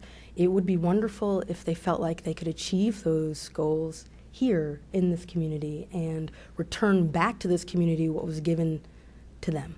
So thank you for your time. You Mike. Thank you, Emmy. Well, just in excuse me, in closing, I just want to say a couple of things about this. You may already ask yourself, why would Moog undertake this? Why would I undertake this? And there's certain a benefit to Moog. We've been doing this since 2004, providing an opportunity for our customers to, do their job, to perform, has benefits to Moog Music. However, we could achieve those same benefits by just spending the $50,000 that cost me with the promoter who previously did Moogfest, and we'd receive the same benefits. The situation is a little different for me because it's more personal. My family's been here since 1967. I'm personally a product of Claxton, David Miller, Asheville High School, North Carolina State University. And I've been fortunate enough to be part of a company that's been moderately successful over these years. And that that success and the fact that I feel fortunate to be here has led me to this decision. And frankly, there's very few companies in the world, if any, that could do this. We have a brand that has the cachet to bring the kind of talent that we're talking about, the kind of media, the kind of attention that we're talking about. But the benefits of this will be a blip on the curve if we can only do it for 1 year. Getting started with this, the daytime component that we've added to this is really the difficult part to overcome. And even the promoter told us, you know, nobody's going to pay for that. So it's been difficult to see that. But we think long term, just like South by, that this thing has legs. We're going to differentiate ourselves. First of all, we're very far from there. Second of all, we're going to be more focused on the technology piece as opposed to the marketing piece that South by does. So that's a big part of it. So I've decided to invest the $3 million in this. The likelihood is that we'll lose several hundred thousand, if not many hundreds of thousands of this year. I don't have the ability to absorb that kind of loss, but I do have the ability to absorb it for 1 year. So I see thousands of people. If you watch what's going on, there's thousands of people that are watching this year. There's many people that want to get on board with it. Frankly, we're very late in the game for some people to get involved, and so it's going to take some work on our part to make this happen and to see these jobs come about, because you have to do this. South by's been doing it for 26 years now, so they have a legacy of this effort that we have to be able to emulate here, and I think we will be able to. The last thing that I want to say is that I wish that you could all sit in my desk one day. You'd realize the power of the brand of Moog. And by doing this, I think that this opportunity will create jobs for my children's children, your children's children, for many generations to come. And I hope that you'll give some consideration to your support of this event. And I thank you very much for your time. Thank you, Mike. Mike and Emmy, I believe that did I hear Vice Mayor Hunt say the city had put up $90,000? Was that right? Yes, $40,000 in cash and $50,000 in in-kind trade for services. Okay, thank you. We will take that under advisement. Thank you. Mr. Chairman, before you call the next item, I did want to let everyone know that yesterday Standard & Poor's reaffirmed our AAA rating for our latest debt issue, which is great. Yeah. AAA reaffirmed. It was great. And that's the highest it gets. Is that right? That's a lot of money. Congratulations. That's great. All right. And the board, if the board does want to consider funding the Moogfest, we can put that on our agenda next time. Part of it. New business. Resolution transferring the Asheville Regional Airport to the Greater Asheville Regional Airport Authority and conveyance of WNC Agricultural Center to the state of North Carolina, subject to any requisite approvals of the FAA. We have Mike, Deputy Commissioner, Deputy Airport. Don't want to demote you like that. Deputy Airport Director Mike Reisman here to talk to us. Mike, thank you. Good to see you. Thank you, Mr. Chair and members of the board. I'll actually start off by saying that my newest title is Deputy Executive Director, Development and Operations, but Mr. Blyway sends his apologies for not being able to be present today. I'll be brief in my statements concerning the resolution before you. As a co-sponsor of the airport, the resolution you have before you is one that's going to kind of help streamline the overall process with the Federal Aviation Administration concerning the transfer of title of properties presently in the name of the City of Asheville that ultimately need to be transferred to the Greater Asheville Regional Airport Authority, and potentially further allow the Airport Authority to be recognized by the FAA in the future as a sponsor on its own merits. It may be noteworthy to point out that beginning in 2012, Buncombe County stopped recognizing the airport as a component unit of county government, which we think is good for the county and good for the airport, the new Airport Authority. In reference to the Ag Center property that's referenced in your resolution, the property title being transferred to the state of North Carolina. The city of Asheville previously took action back in June of 2013 to formally approve the transfer of the title of that land back to the state. It has not been submitted to the FAA yet. The city is still working the issue of passing action concerning the transfer of the remainder of airport property to the new Airport Authority, and plans to submit both of those documents to the Federal Aviation Administration once that's complete. The city's transfer of the property was on their most recent agenda. We expected to be on the City Council's most recent agenda. For some reason, was not on their agenda. Mr. Blauweiss is trying to inquire as to the status of that, but we just consider that pending, and that's just a matter of time before that gets handled. The Airport Authority obviously appreciates the county's consideration of this resolution. We obviously support its passage, and with that, I'd be happy to answer any questions that any member of the commission may have. Any questions?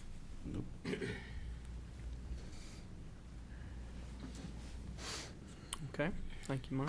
Is there a motion to approve the resolution? Make a motion. Second.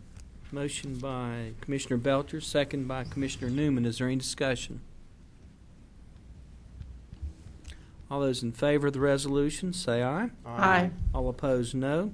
Motion carries 7-0. Thank you, Mike. Next, we have a resolution establishing a joint city-county African-American Heritage Commission. We have Mr. Marvin Chambers and Ms. Deborah Miles here, I think, to talk about that. Or Marvin's going to talk about it. Come on down, Mr. Chambers.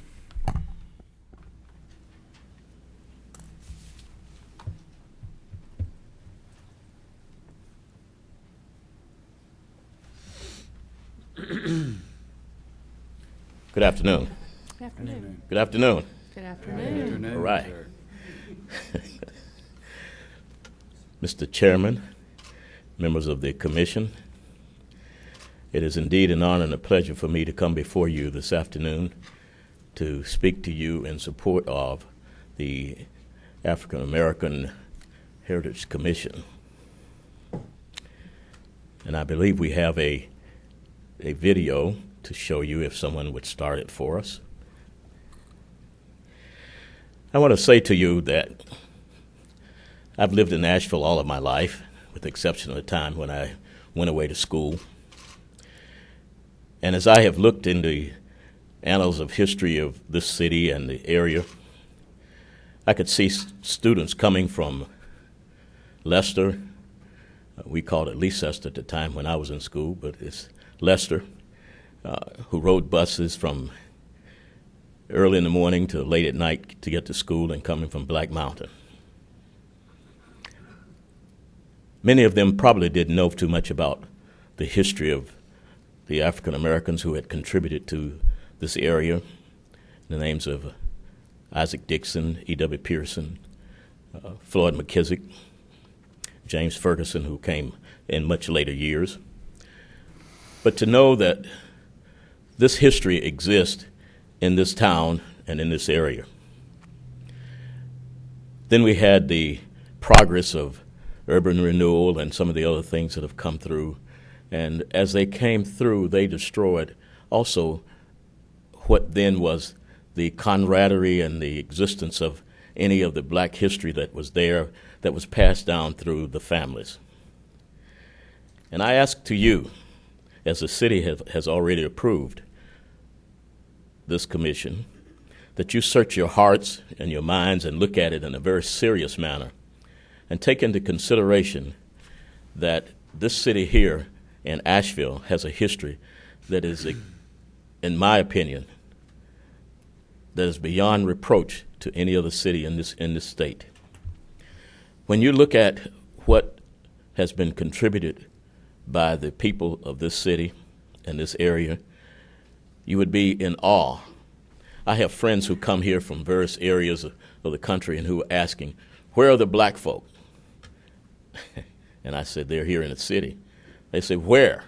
Where is the black community? What is there that the people of this city have done?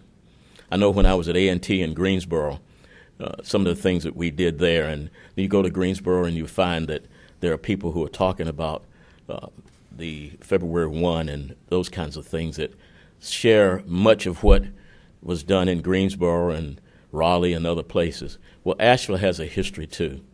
And it wasn't all done by just black folk. It was done by white folk working with black folk to make these things happen. And as you sit here to judge and to make decisions about what is the existence of the future of African American history, I want you to take a very, very serious look within your hearts and within your minds and think about what can be shared.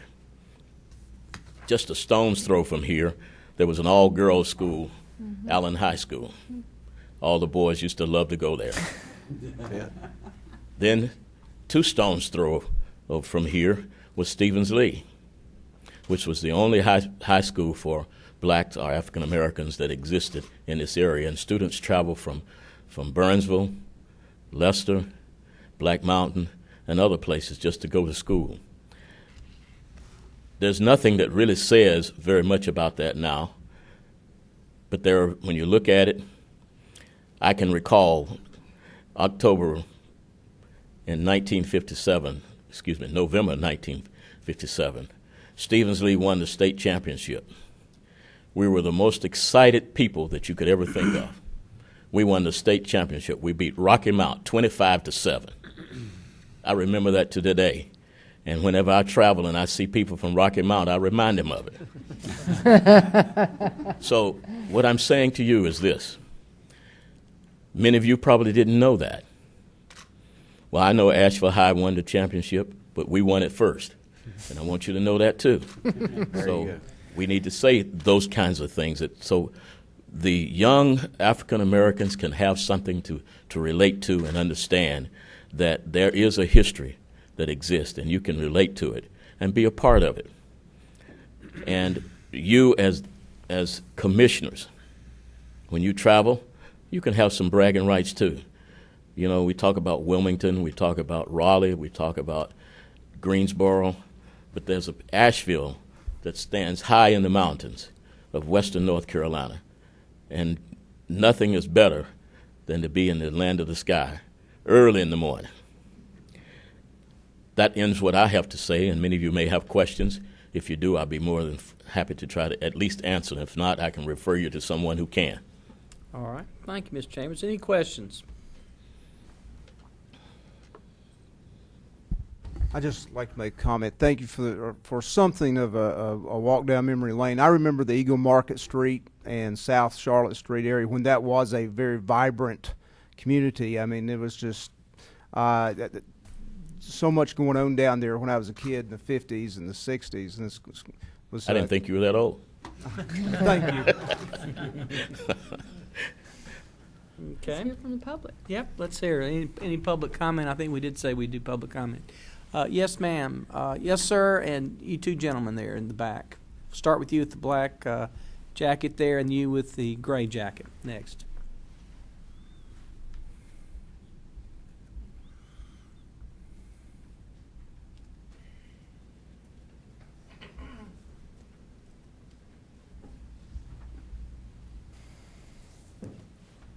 You can come on up and have a seat up here if you want to. Go ahead, sir. Good evening, Commissioner Gann and fellow commissioners. My name is James Lee. I'm a local minister here in the community. I sit on several nonprofit boards dealing with business development. And I want to talk to you for a minute about economic development and how this African American Heritage Commission relates to economic development for our community. With an annual tourism base of 9.1 million people, according to an article that was in Asheville Citizen-Times, even if a small fraction of those folks stay one more day, there's a strong economic motivator. If a targeted approach to African American heritage and tourism could increase the tourism by 10%, that would bring another $23 million a year. The report says that the biggest tourism centers for Asheville are Atlanta and Charlotte, which both have the largest and historical African-American communities in the South, and they are increasingly prosperous and can afford leisure travel. Cities such as Charlotte, Charleston, Birmingham, just to name a few, have created jobs through the development of strong storytelling centers. The economic development model of Charleston is particularly interesting, and it includes included studies that is leading the creation of a museum center connected to other historic footprints across a 30-mile radius. This is what puts heads in the bed for one more day, as the tourism development folks like to talk about. Asheville has the same potential with sites such as the YMI, the Smith McDaniel House, Vance Place, Birthplace, Reed Center, downtown walking tours, that include the story of the ACE score and so much more. There is so much potential here. A recent report by Jonathan P. Hicks in the Forbes magazine entitled Fortune 400 Hold Wealth Equal to All Black America. The report talks about the continued growth in the gap of African American families. The report, which was conducted by the Institute for Public Studies, presents that the economic power by the richest people the economic power that holds the economic powers hold the most money out of all African American population. The approval of this commission will send a strong message to the community that, one, the city and the county values the diversity in their tax base, and two, that we as a community will work together to reduce that gap, even if it's only for the city and the county. There are many benefits for the city and the county governments for taking up this commission. Okay, you can finish up, Reverend Lee. I'm sorry? You can just finish up. Okay, thank you. Some of those things can be through education and the retention of African American professionals. What I've submitted to you are letters of support from two bodies within our community, the Interdenominational Ministerial Alliance and the Baptist Ministers Union of Asheville and surrounding counties, both who have historically African American churches who are supported this commission. There's also been conversation with the Chamber of Commerce, who is also in support of having this conversation of creating this commission and doing whatever work needs to be done to be able to market the efforts that the commission is trying to do. So there is collaboration within this commission, and there is collaboration to do economic development for our community. Thank you, sir. Yes, sir. Anybody else wish to be heard? Isaac, have you next, and then the gentleman in the sweater be next after Mr. Coleman. To Commissioner Gant and the rest of the commissioners, good evening. Thank you for this opportunity to speak. My name is Dr. Lamar Hilton, and I'm standing representing the YMI Cultural Center. My comments will be short, brief, but hopefully meaningful and impactful for you this evening. I stand on behalf of the YMI Board Chair, Sharon West, and my colleagues on the Board of Directors. We are in agreement with the creation of this African American Heritage Commission. We strongly support the promotion of the preservation and awareness of our rich cultural history of African Americans here in Western North Carolina. And we strongly, strongly hope that this board will see it as something that is meaningful to our community and needed in our community, and will vote to approve this resolution to form the African American Heritage Commission. Thank you and good evening. Thank you, Dr. Tilton. Yes, sir. And Mr. Coleman, then the man in the sweat. Yeah.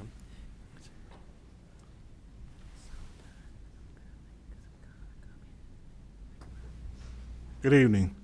My name is Isaac Coleman, and one of the hats I wear tonight, I have many, is that I'm on the executive board of the local NAACP, the Asheville Buncombe chapter of the NAACP.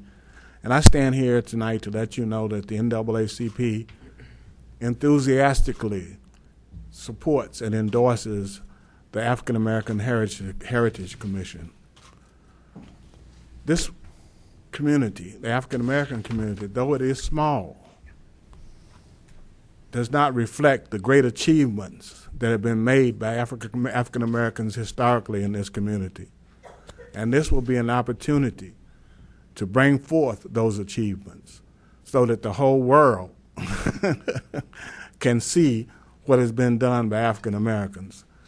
This request or the establishment or your support of it does not require any capital outlay. And I know that's what everybody's concern is, how much money we got to put in it.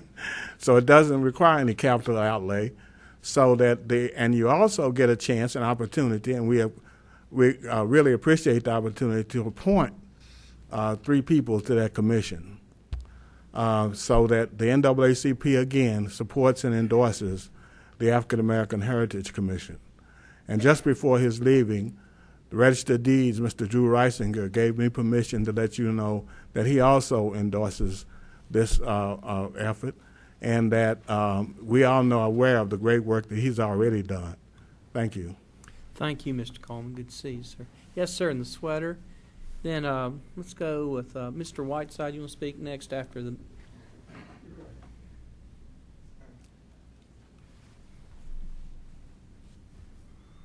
Good evening. My name is Wallace Bohannon, and I'm here to support the resolution to form that joint city-county African American Heritage Commission. Much of what I thought to say has been already said, but I do want to say this. I'm an educator, retired. I worked at AB Tech as a GED instructor, and I worked for the Asheville City Housing Authority as their employment and training coordinator. And the people that I've come across and had to serve and to help, I believe they need to find out what was going on with the African Americans in Buncombe County. There's a story to be told, and this story is uniquely American. A lot of things happened. There was a lot to overcome, great odds, but yet and still the African American community did overcome those odds with the help of all Americans. This is an American story, and it's unique, and it needs to be told. One of the main things that I found to happen with the African American heritage was that no matter what the struggle, they continued to have a strong work ethic. They continued to have strong ties with family. They had dignity and respect and courage. There was no recriminations. There was no saying, oh, poor me. They worked. They worked. And there was no saying, give me, give me, give me. There were no handouts, no entitlements. The African American heritage is about hard work, staying together, and making things happen. Give the African American community opportunity. That's all we need. All we need, opportunity, and we'll make it happen.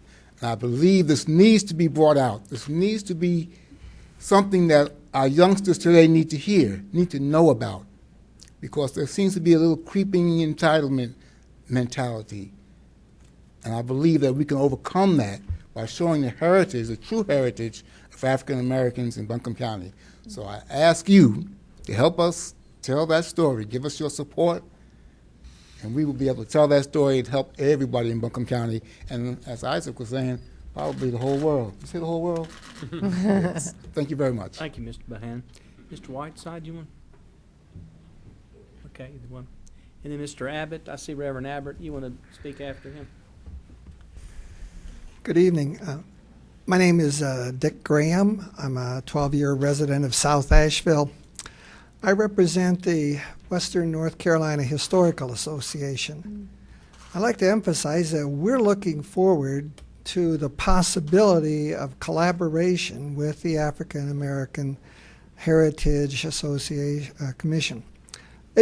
I say the possibility because they're going to chart their own destiny, and what I say will not in any way direct what they do.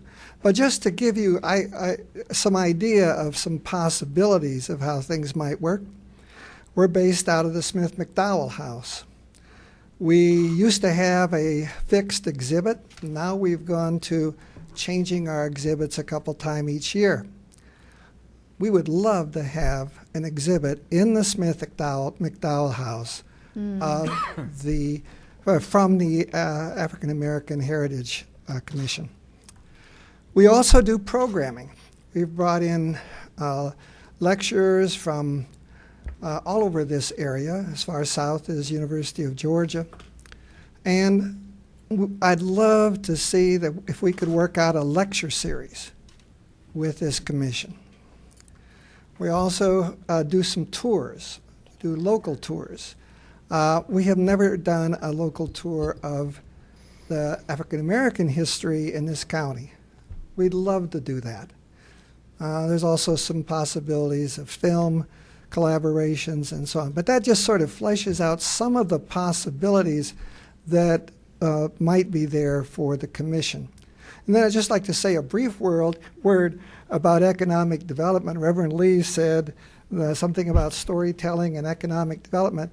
I just happened on Thursday be at a meeting with representatives of the powerhouse organizations of Asheville and the county, and they were talking about the importance of storytelling, as Reverend Lee just said. They're talking about creating a narrative that would attract people to Asheville that goes beyond beer, music, and so on, and that adds its history, to part of the narrative of Asheville. I think that's what this commission is up to, and I hope you can find it in your hearts to prove it. Thank you. Thank you, Mr. Graham. Reverend Abbott, I think I called you next, and then I have you next after him. Okay. Good evening, Mr. Chairman and members of the board and county staff. I'm Jim Abbott, and I live here in Asheville at 27 Hildebrand Street, and am the former rector of St. Matthias Episcopal Church. I, too, am here in enthusiastic support of this proposed commission. And the main point that I want to make today is that I see this joint commission as benefiting not only African Americans, but all of us here in Asheville and Buncombe County. And also to emphasize that the commission's purpose is to enrich and further unite our entire community.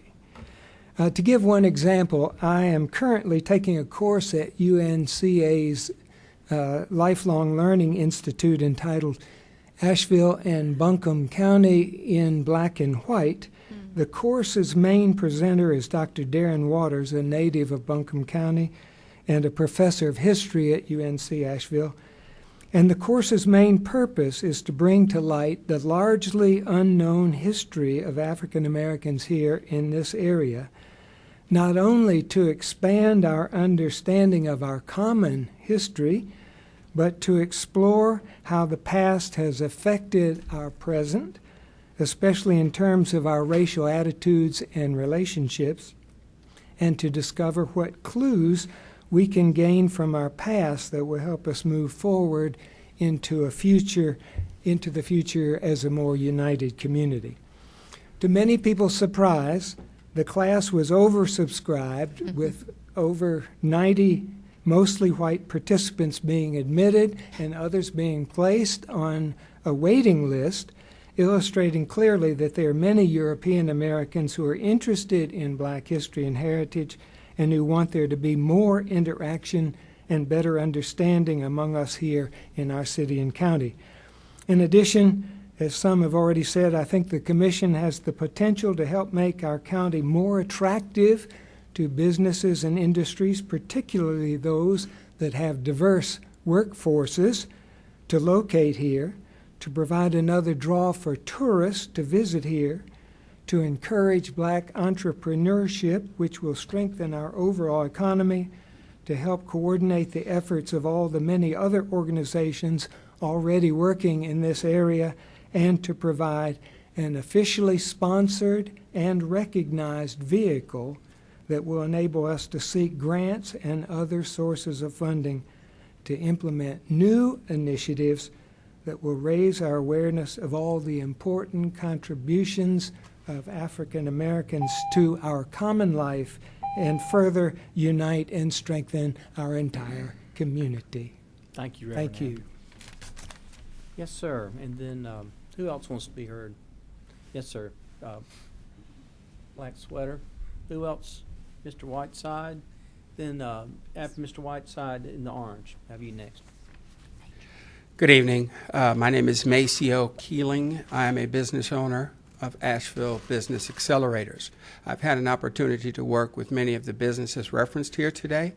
I'm very excited about the opportunity to support the African American Heritage Commission.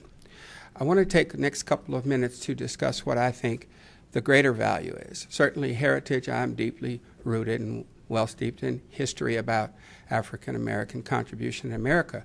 I'm more excited about the potential for the future.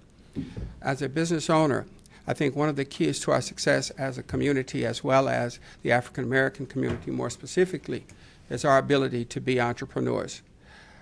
I support the acceleration of entrepreneurship through my volunteer work at SCORE. I'm a homeowner in West Asheville.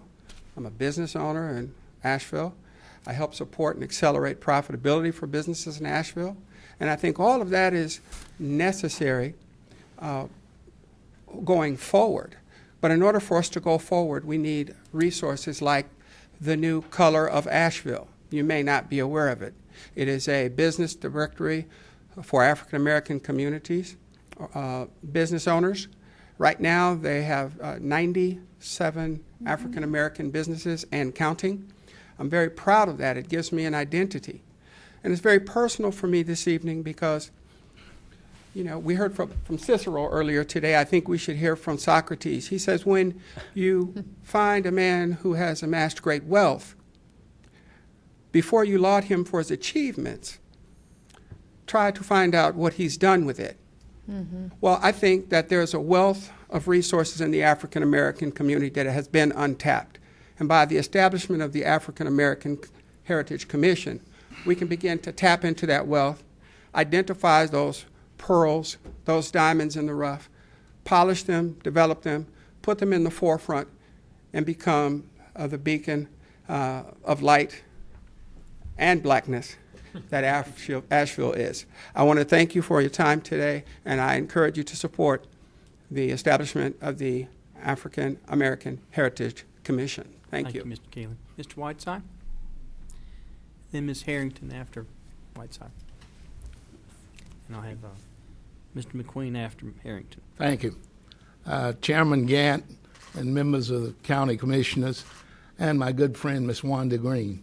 Congratulations on that AA rating, too. A triple A, I'm sorry, triple A. What I want to say is I could say I represent many organizations. The Sigma Pi Phi fraternity, we've been around. We're the oldest black, predominantly black fraternity in the country. The Omega Psi Phi fraternity. We all are right here in Asheville. One's chapter has been here for over 50 years and the other almost 30 years. But more important than that, I come to you to represent the Whitesides family. We have paid taxes in this county for over 6 generations, and we don't want to continue being invisible going forward. And it's something that my late father said, who passed in October of this past year, that I'll never forget. He told me this in the 60s when I was busy. We were boycotting. I'd been arrested at that time about 6 or 7 times in Durham. But he told me something that I've never forgotten. And the older I get, the more I think about it. You have got to know where you've been in order to know where you're going. And this is the concern I have with young people, and I've seen it. I mentor in the middle school now, Asheville Middle School, and I see this with young black and white kids in the community. Everybody always asks about how was it when you were a child? Was it many African Americans in the community? And that really convinced me that this is needed. You know, I would have said probably 2 years ago, no, this is 2014, and some of you are probably saying that we don't need a commission of this type. But we cannot afford in the community to go forward without a commission of this type. We brag about all over the world, and I've traveled a lot since I've been retired. Everybody talks about how diverse Asheville is, the community. They're right to a point. But let's make this come true. And I think this can start with the African American Commission. And remember, I said this, I come to you representing 6 generations of taxpayers. We have never put our hands out for anything except the equal opportunity that everybody in America deserves. And this is what we ask for, and the Commission will help reinforce that. Thank you. Thank you, and thank you for your service on the Asheville City School Board, of course, among many others. Who else wants to be heard? Oh, yes, Ms. Redmond. And who wants to be heard after Angel? Tate McQueen after this. Hello, greetings. I am Angel Redmond, and I represent myself, a single mother of 3 beautiful children. I graduated from Roberson in '94, and in May I plan on graduating with a major in psychology and a minor in philosophy from Shaw University, one of the oldest HBCUs. I do credit my knowledge surrounding African American history to Shaw because my schooling here gave me my education once a year in February, and we learned about the same people each year from kindergarten to graduating. It was extremely emotional to watch the video because I had no idea how powerful, the blacks are in this community.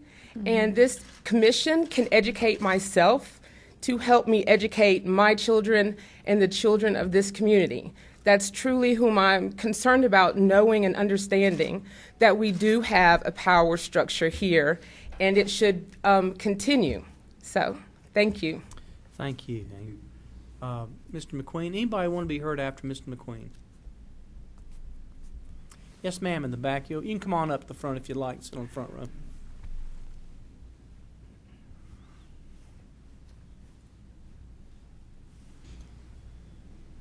Mr. Chairman, Board, I wasn't planning on speaking about anything other than water. And listening to the folks in this room, as an educator, I'm compelled to speak because in our book, in which I teach from as a U.S. history teacher, I see the avenues that a commission like this could provide for the teachers across our county, the opportunity to have a resource so that there can be other faces that celebrate brave girls like Linda Brown at the age of 8, or brave men like W.E.B. Du Bois in 1909 starting the NAACP. And that work dovetails on the women who were at Seneca Falls in 1848 advancing the cause. And as I've heard so eloquently spoken, it's not about resting, it's about working. And in order for us to do what we want to do today, we have to reflect on those that have come before us so that we can ensure the type of future we want, which should be inclusive, where justice comes first. And in the year 2014, we celebrate and honor the 14th Amendment every day. So I want to thank all of you who have spoken for giving me the incentive to step up and speak.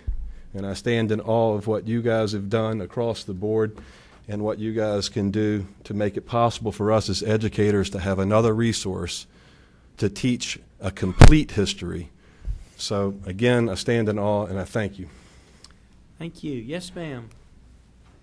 Anyone want to speak after this this lady? Okay. Yes, ma'am. You'll be next then.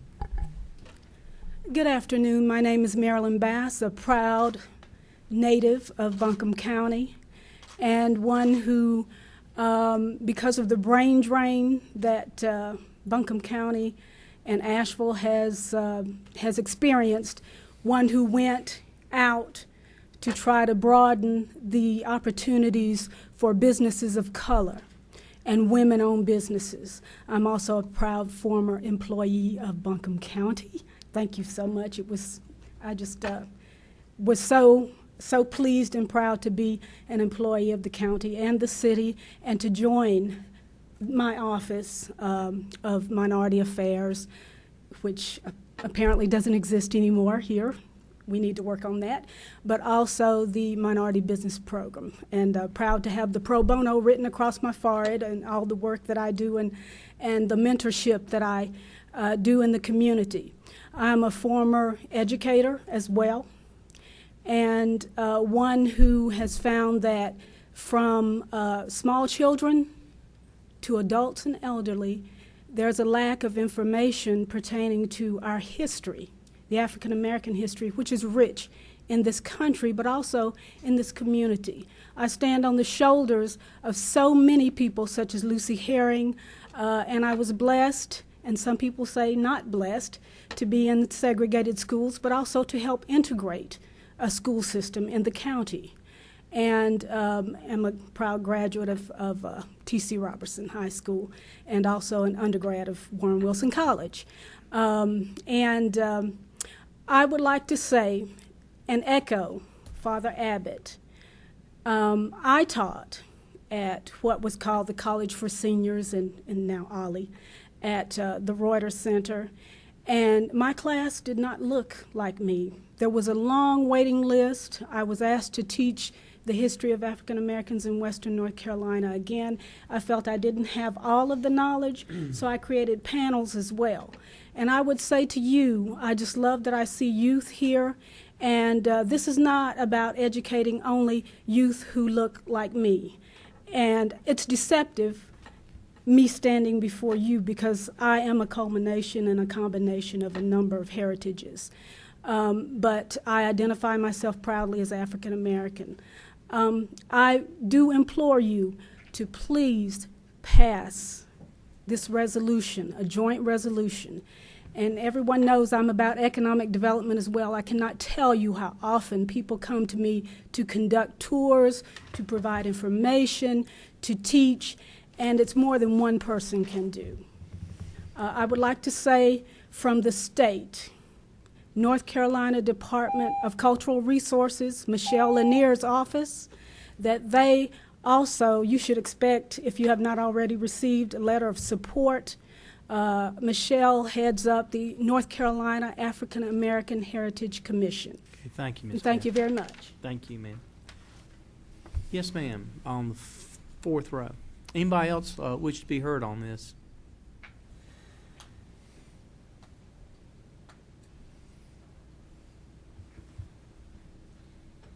Good evening.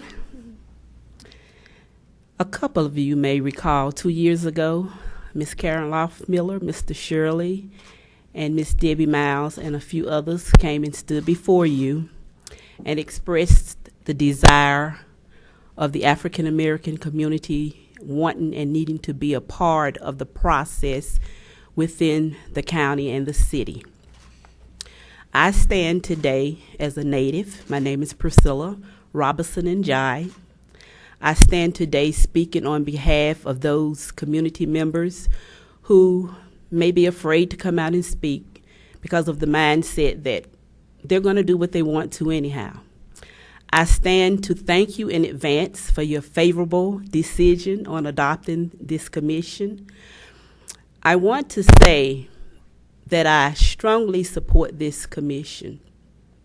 I am I graduated with my master's degree, and I'm very proud of that because I grew up and out of public housing. In doing that master's degree, I did a research paper on the impact of urban renewal. I've had the opportunity to interview and talk with lots of community members as well as those who implemented, the authoritative figures who implemented the plans.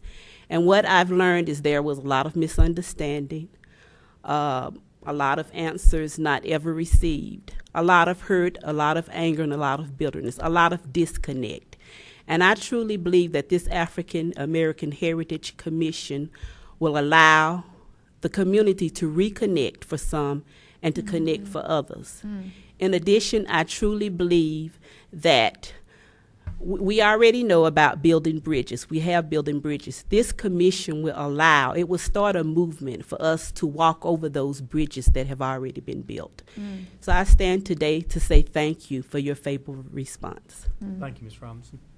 Any other members of the public wish to be heard on this proposed commission? Yes, sir, Mr. Rice.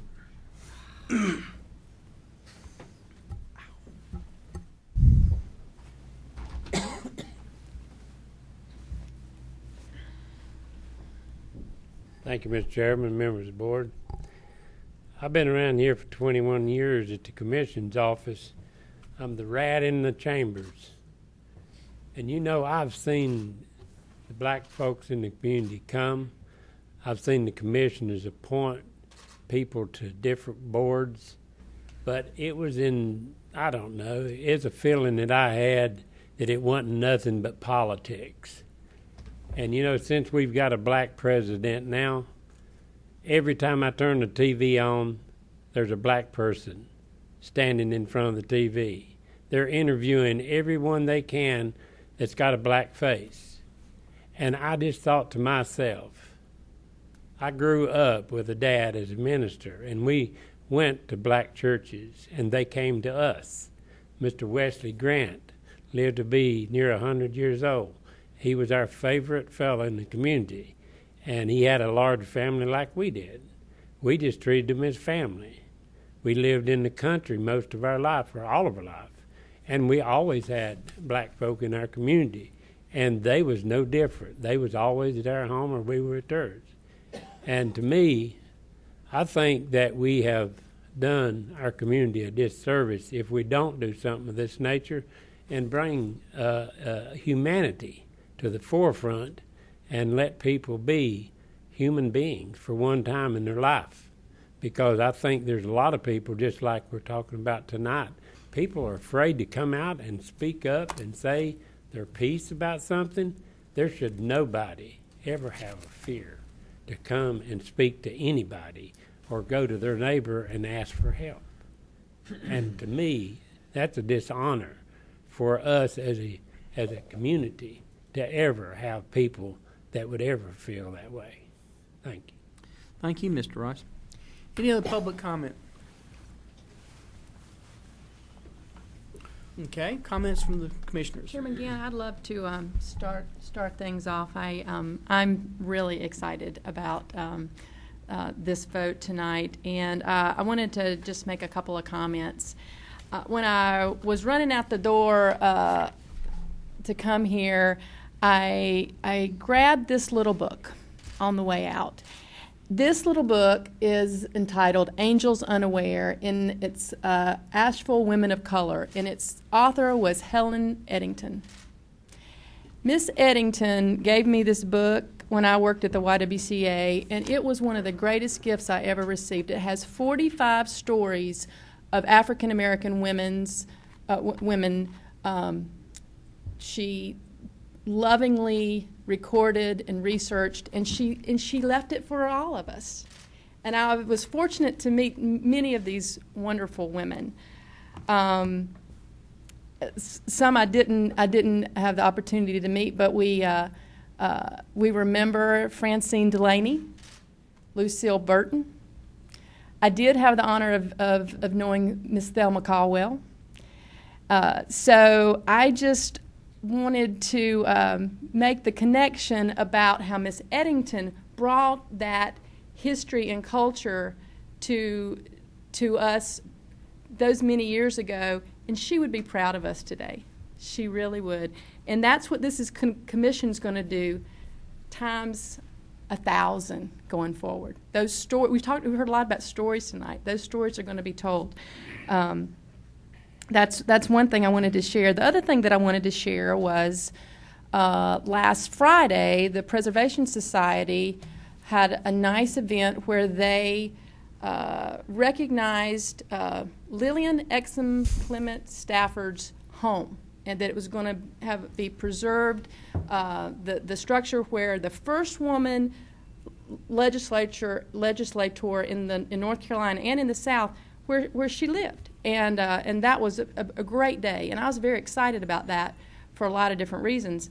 And a friend of mine wrote on my Facebook page, well, why is it so easy for white people's place to get preserved?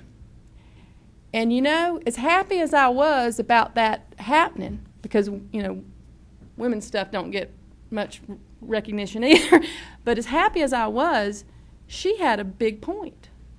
And she's right. This commission will help with that. We can't leave it all up to the commission. We all have to have shoulder to the wheel on this, because it's going to be a bigger effort. We can't just slap all this off to, okay, now we've taken care of that, right? But this is a tremendous start to honor and recognize and to learn from all the folks that came before us and that are going to come after us. And so it is a great honor to make a motion to approve this African American Heritage Commission tonight, Chairman Gantt. We have some more discussion. Yes.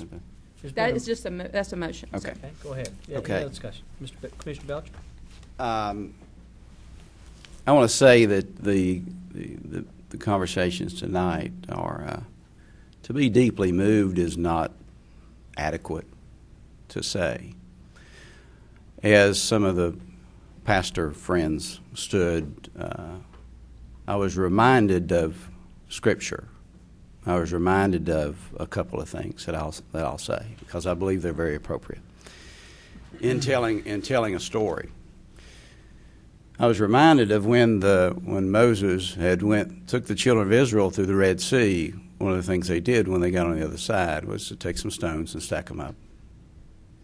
Celebrate that. And he exhorted those children and those adults to tell this story. And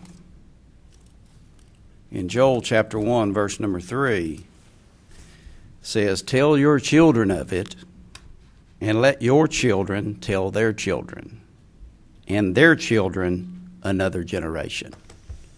And what we've heard tonight, in my opinion, is people that want their story told.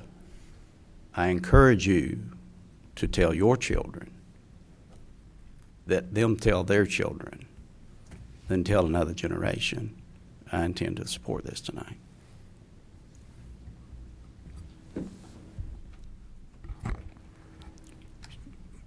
I thought about this hard. I thought about it long because I wasn't sure what to do. Spoke to my friends. Wanted to listen tonight. I have. And I understand that, I read the resolution and I wasn't totally sure about it. But now I am. It's your option. As who I am, a lot of us were raised in the 60s and coming through the 50s. And it was a different story back in those years with all of us. It took a long road to get to where we're at. I'm proud to be here. And but from everybody speaking tonight, my mind has it's got clear. I understand what you want. So personally, I will be happy to vote for this. Thank you. I'd also, there have been a lot of really great speakers tonight, and it's been very inspiring. Two things have been answered for me regarding this. One was, why am I? I wondered where they were in this. It's important that they have a role in this. And the other was just about boards in general. When we start hearing about setting up any commission, it sets off bells. But this, what I've gotten from this group tonight, this will be the community's commission. Not necessarily a board's commission, but the community's commission. And I got to know Al Whiteside some years back. I met him, and I would have supported this on Al's request anyway. But so I'm going to put him on the spot, though. What I would like to say is, I think this commission will be extremely successful if you can recruit out people like Al Whiteside, Mr. Chambers, and let's go ahead and put Don Locke in there, and Gene Bell, and some of these people from the Get some women in there. Sharon West. Let's put Sharon in there too. We'll let the communities process it. But no, I'm just saying with help from these people, it will be a successful commission. So you have my support. My first comment about this is it's very long overdue. This is raising a grandmother to a biracial, wonderful, wonderful, wonderful granddaughter. And when she had trouble starting in school, she was horribly bullied, and some wonderful people in the community told her about her history. And it made her realize what a brave, brave family she came from. Not mine, but what a brave and extraordinary Asheville family that she came from. And these names meant something to her because she didn't learn it in school. And if I look at her and I think of the multitudes of children who don't think they matter because none of these things have ever talked about except in their own living rooms when general society doesn't talk about it. So I applaud you and thank you, and let's get it going.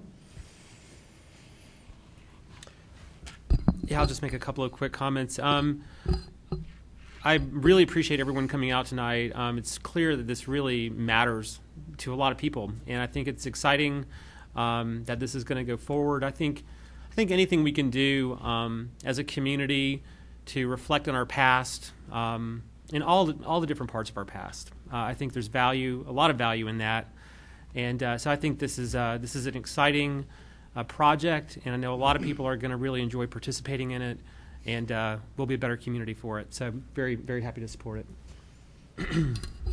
Well, folks, one thing that's real clear from this board, and I think it's been for years, since I've been on this board, is that we get it. There's a moral obligation to educate people. Have good schools, make sure people know the history, make sure people have the facilities they need, and make sure that everybody is part of the process. The education includes understanding, as Al talked about, where you came from. What decisions did your folks make? How did they respond to laws? How did they react to situations that maybe we don't have today? But all of that goes toward who we are, because we have the DNA, everything's passed down. And we learn. We stand on the shoulders of the people that came before us. Well, you got to know what the people that came before us did before you can move on and do better things. There is a real hunger to know history. There's a particular hunger, and I hear it all the time. I've heard it from several of the great speakers we've had today about why is it the way it is? Hasn't it always been this way? No, it wasn't this way. It was really bad for some people. And it's important people understand that. You don't want to just fluff over it. Part of it is making sure people understand it.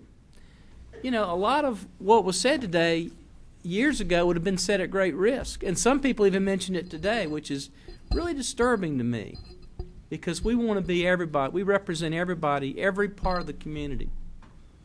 So I'm thrilled to get an opportunity to partner with the city and create a commission that will really make a difference.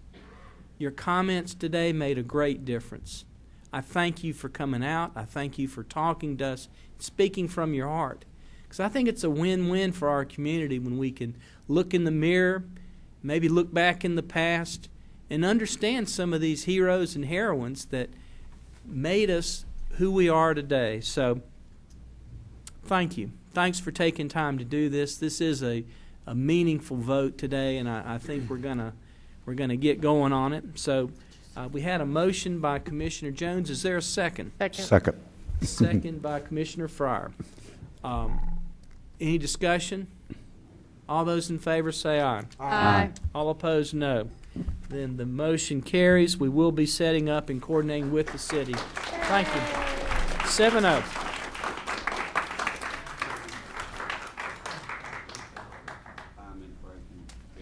Board won't take a break. We've got a few. That's probably a good idea. Real quick. Okay, Real quick. let's take about a 3-minute break. Let's try to get back. That's exciting. Huh? Oh. Yay. I'm not going to use this to clap there. Oh, there he is. I know, that's what I was, yeah.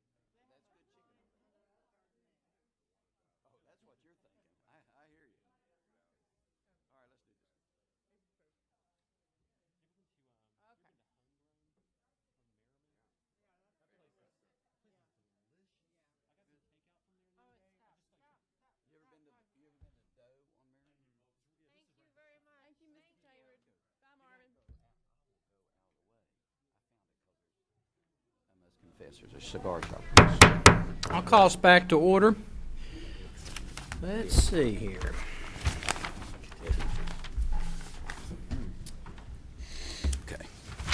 Next order of business is I'll recognize Fran Thigpen, who's Director of Recreation Services. This is a resolution naming the Collier Property Nature Preserve. You tell us, I think the CRA, of which Vice Chair Frost and Commissioner Belcher and I serve. If you will tell us a little bit about what we had recommended to this board. Thank you very much, Mr. Chairman, Commissioners. Back in 2007 or 2008, I had a Mr. Robert and Ms. Rayanne Collier come to my office and say, I've got a piece of property. It's in Arden. Really would like to work with the county, would like a way to be able to preserve this piece of property for parkland. The Colliers said they had this property and they were willing to make a commitment to the county if the county could make a commitment to them. Their patience through the last few years as we worked through has been terrific. We appreciate it tremendously. Their patience to sit through with me tonight. Their family is here that maybe we can recognize in a minute, Mr. Chairman. We applied in 2011 after coming to this commission to ask permission to move forward with the piece of property, purchasing the piece of property. With help from the county, we went to the Parks and Recreation Trust Fund through the North Carolina Division of Parks and Recreation and received a substantial contribution towards the purchase of this property. We were so thrilled. It was the first major step for the department in quite a long time, and we're very proud of it. We work with the Colliers on their property, which I have to tell you has 2.5 acres of 2.5 miles of trail, which Mr. and Mrs. Collier have been maintaining and walking and traveling the assistant county managers on as a tour a few years ago. It is in a development in the Royal Pines area. We were fortunate enough not too long ago to apply for another Parks and Recreation Trust Fund grant to help us pay for the trailhead that's on Rhododendron Road in Arden.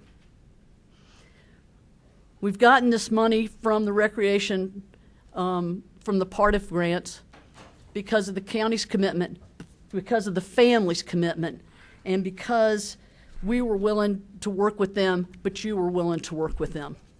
We appreciate that. We have an opportunity when we spoke with the Culture and Recreation Authority not too long ago to say, it's time now. We hope that in the spring, early summer at the latest, that this will be open to the public, that this park will become an opportunity for hikers and walkers, it's fairly steep, hikers and walkers to enjoy an opportunity on this beautiful piece of property that looks out, steep slope, out towards Fairview. If you go up and across the mountain, and if you get to the very top of the mountain, back, you may look out at Lake Julian. It is in a beautiful piece of the world.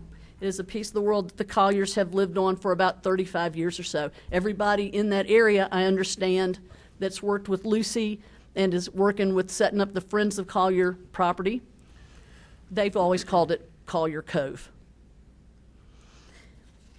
What the CRA board asked that we ask the commissioners is that the Buncombe County Board of Commissioners accept their recommendation to name this parkland with trails in South Buncombe, the Collier Cove Nature Preserve.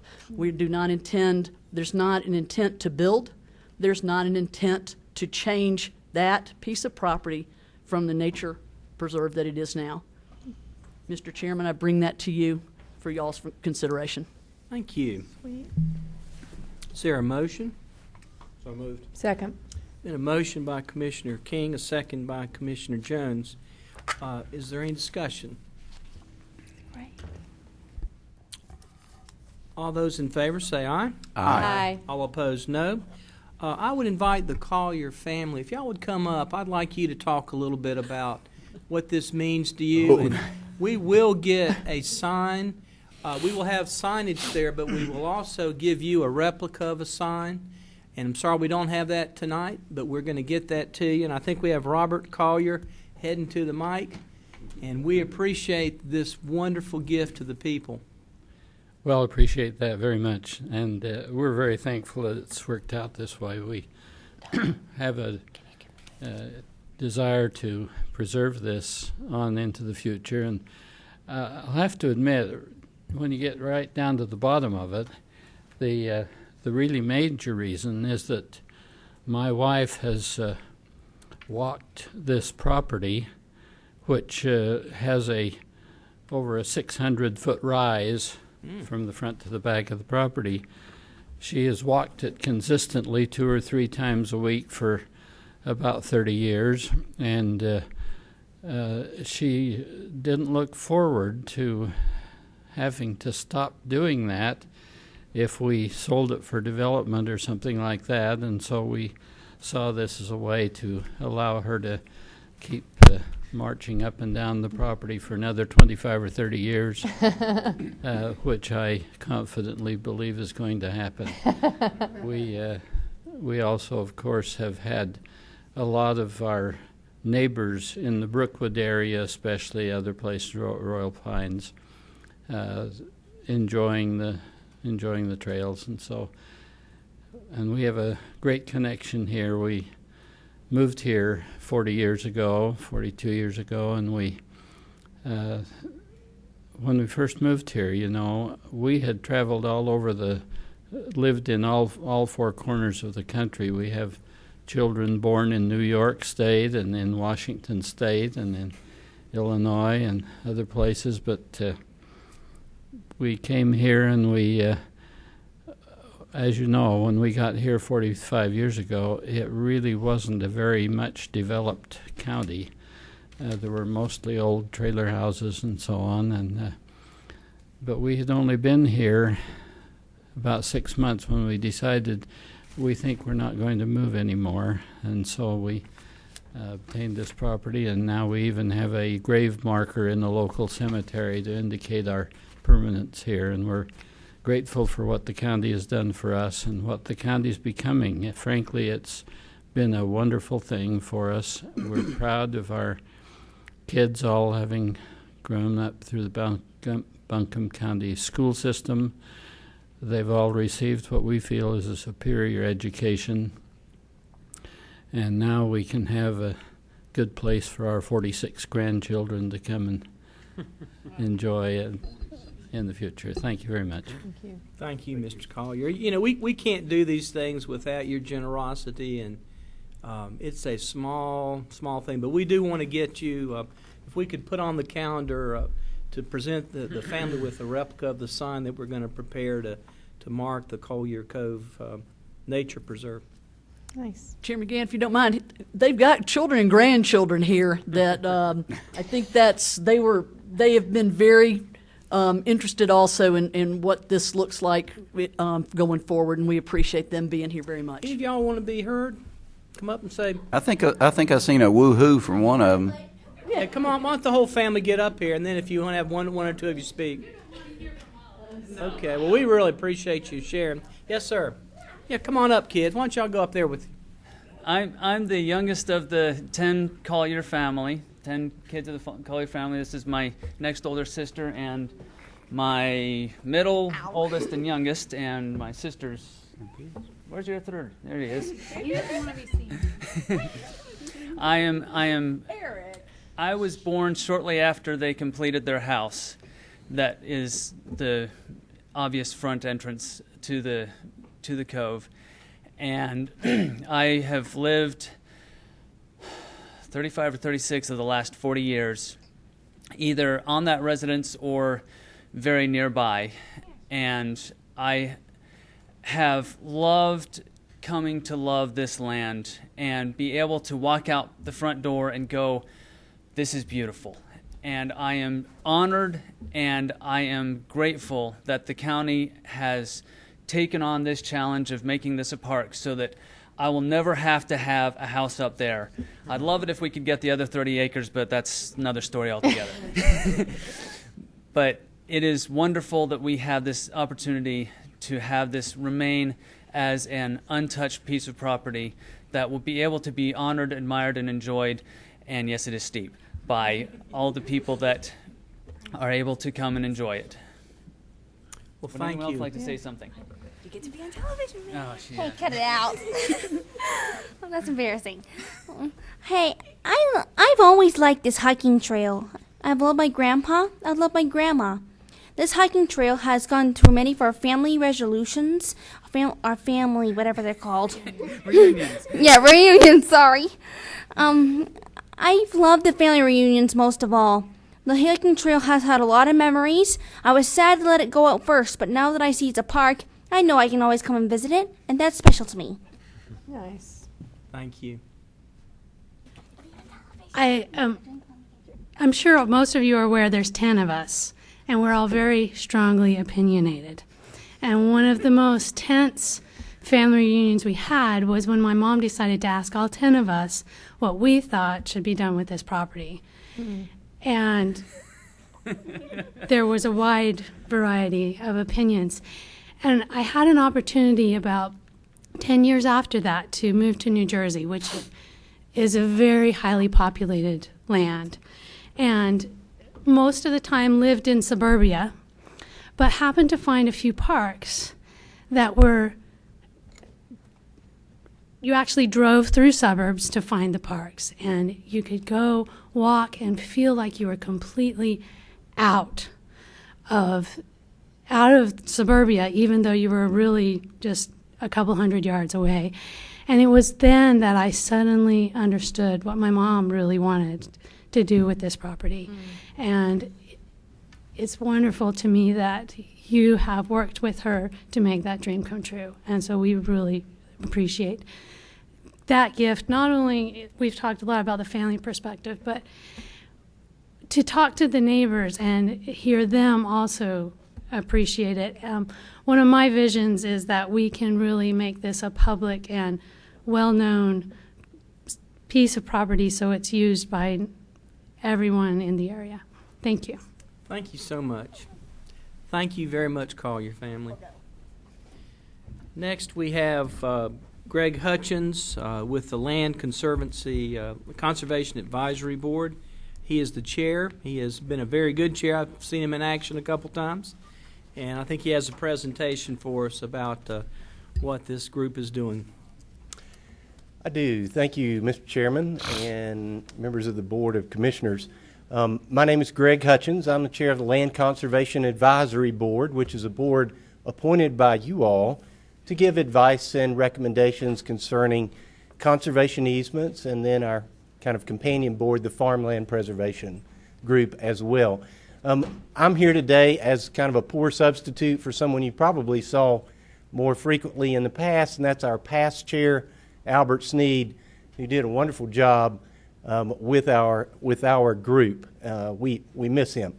Albert's attending to some other things, but it's my privilege to actually be one of the leaders of this particular group, and I wanted to give you a bit of a summary of 2013. And so the information that I am providing to you is all calendar year 2013. I know you all keep fiscal years a little bit differently. I see coming up on the screen, we do have some pictures which will definitely improve my presentation, to see some of the beautiful pictures from our county. I want to thank Debbie Trumpy for putting this together, who graciously assists at all times from the planning department for our board. One of the things I wanted to mention to you as part of the emphasis for the Land Conservation Advisory Board is to make sure that we don't forget that all of these easements, whether conservation easements, farmland easements, are done voluntarily by the landowners. It's not a county mandate or city. It doesn't depend on where you live. These are voluntary actions undertaken by our citizens to preserve land in the way that they know it. And so we're glad to be able to take some of these applications, bring some of them to you for some of your advice and approval in certain cases. In almost all cases where one of these donors makes a voluntary decision to participate and do an easement, they're giving up real value, real personal net worth. And a number of the people, some of whom you'll see in these slides as we go through, are doing that where their land is a very significant portion of their overall net worth. So it's a very emotional thing. It's a very personal thing for people on a financial basis to do this. And it's one of the reasons why it's really neat. Call your family in terms of what they're doing. These families are similar to that in some ways in terms of how they view their land and what they would like to have happen to it in the future. Next, I would tell you that the board, the Land Conservation Advisory Board, thinks it's very important to protect this land, or see at least some portion of it in our county. We think it's good for business. We think it's good for the environment. We think it's good for clean water. And we think it's good for having the flexibility, or at least the opportunity, for people to maintain traditional ways of life. Being a lifelong resident of Buncombe County, I fed cows in the morning in Leicester. I've done lots of things. I'm fortunate to be able to be back in my home county, and I've always been here. Not a lot of people are always as fortunate. And I think maybe that was one reason Albert Sneed is kind of a hunter, fisherman. I think he wanted me on this board because he knew I'd put in a few fence posts and fed a few cows. So anyway, we're getting a little balance on our board maybe. The other thing that I wanted to make sure that you understood from this particular group is we are interested in how the finances work on these. In large part, these are landowner donations. But sometimes, as I mentioned, these folks don't have the resources to pay the transactional costs, which are typically surveys and appraisals, to figure out what value they are giving up. And that's where the county, I think, has shown some exceptional leadership in terms of getting good return on some investment. And in most cases, a fairly limited investment in terms of the overall benefit that's being achieved. I want to run through some of the 9 easements that we did this year. The first one is up in Broad River. Excuse me. In the this borders Highway 9 and Crooked Creek Road. This farm is the Kirsten Farm, and it has been in their family since the late 1700s. It's 133 acres, beautiful piece of land. For this, the county helped assist with some transactional costs, but the value of this easement, right around $250,000, $250,000 in value by placing this easement, was wholly donated by this family.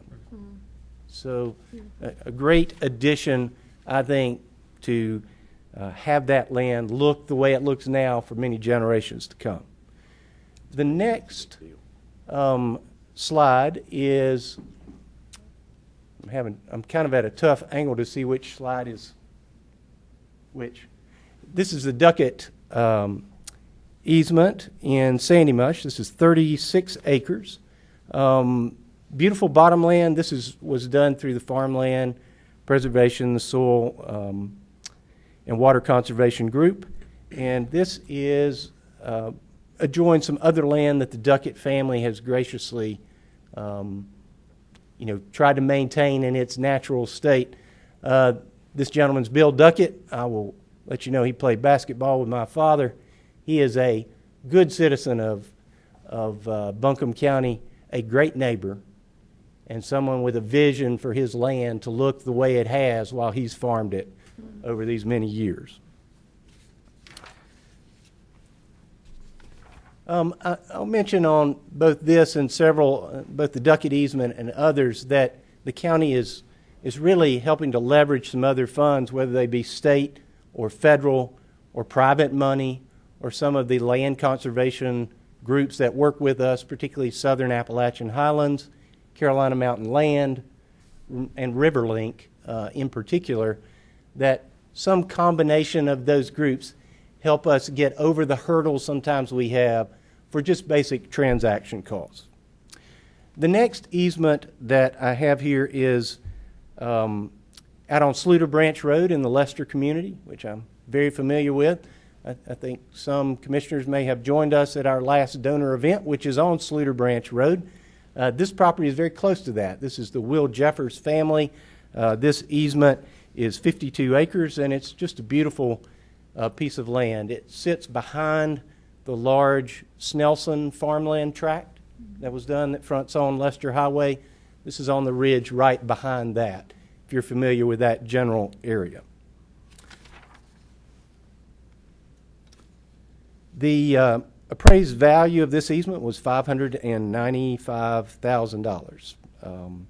Landowner donation was a significant part of that, about $200,000, and other funds were raised from both federal and state monies to help us do this particular easement. The next easement is the Brown Conservation Easement, and I'll tell you that in the 1970s when they let high school students drive school buses, I drove a school bus through the middle of this property. This is the old Brown Farm on Browntown Road in Lester, right off of Old Newfound Road. Beautiful piece of property, 203 acres. It's a very large tract. Finding tracts that large that are still together in Buncombe County is not as customary as it used to be. So we're very happy to have this particular easement. Easement value here is about $900,000 on that tract of land. The county contributed about $35,000 toward transaction costs. Everything else paid for either by landowner donation, which was at least a third of this particular tract. Next is the Long Mountain Conservation Easement, 121 acres, kind of other end of the county in the upper Hominy area. Beautiful tract of land, is highly visible from the parkway, from the mountains to the sea trail and other kind of important places around. If you're an outdoor lover, if you backpack or you hike, you can see this property from lots of different vantage points. This is near Glady Fork Road and Smith Cove Road off of Pisgah Highway in the Candler area. 90% of the value of this easement was actually donated by the landowner, about $450,000 in landowner gift or value given up by allowing this easement to exist. Next, we have the Clark Conservation Easement. The Clark family out in Fairview has been very active with conservation efforts. This is in addition to part of what they have been doing already. It is 62 acres in Fairview. There are no dollars spent by the county here, but I would suggest to you that some of your leadership in providing at least some transactional costs helps people understand the importance in the long run of preserving some of this land in the state that it's in now. Again, as I mentioned, no dollars here. The landowners actually paid the transaction costs to do this easement. Next, we have the Big Briar Cove property. We heard about the Moog family earlier. This is Mrs. Moog's home property in the Sandy Mush, kind of South Turkey Creek area, graciously given a conservation easement on all of this property, and it's lovely. There are 10 tributaries, kind of headwaters for South Turkey Creek that start on this property. Again, no county funds were used in any part of this. 100% donated from transaction costs to the value of the easement by Mrs. Moog, the widow of Bob Moog. And we're appreciative of her efforts to help our county on that. A couple of easements kind of here in town. These were done by Riverlink on lots. One is in Kenilworth and the other is in West Asheville. Again, important throughout our county, whether it's in the city or in more rural parts of our county, to emphasize that everyone can participate and help with these items. These two maps are going to be a little hard to see the way they are. This is a map of protected lands in 2004. The next map is a map of Buncombe County showing the protected lands at least through 2013. It's a little easier to accentuate the differences, I think, with a couple of charts. One is this, cumulative acres protected. We went from 57,000 acres roughly at the beginning of 2004 to 73,000 acres at the end of 2013. Remember, this counts other public land such as federal, Pisgah National Forest, anything that's within the boundaries of the county. So these are not all conservation easements that the county has participated in. Next, wanted to show you just a real quick pie chart. Where's the money in all of this? And this pie chart, I think the important part is to, again, reemphasize that 60-something percent, 64% of the overall value here is being given up by the landowners. Private money, federal and state grants.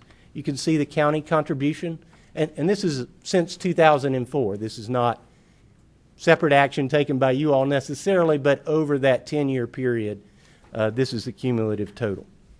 So for this year, we did 9 total projects, 5 of which involved the county and this board assisting with some transactional costs in large part. Over $2.5 million worth of other money, state, federal, and landowner contributions.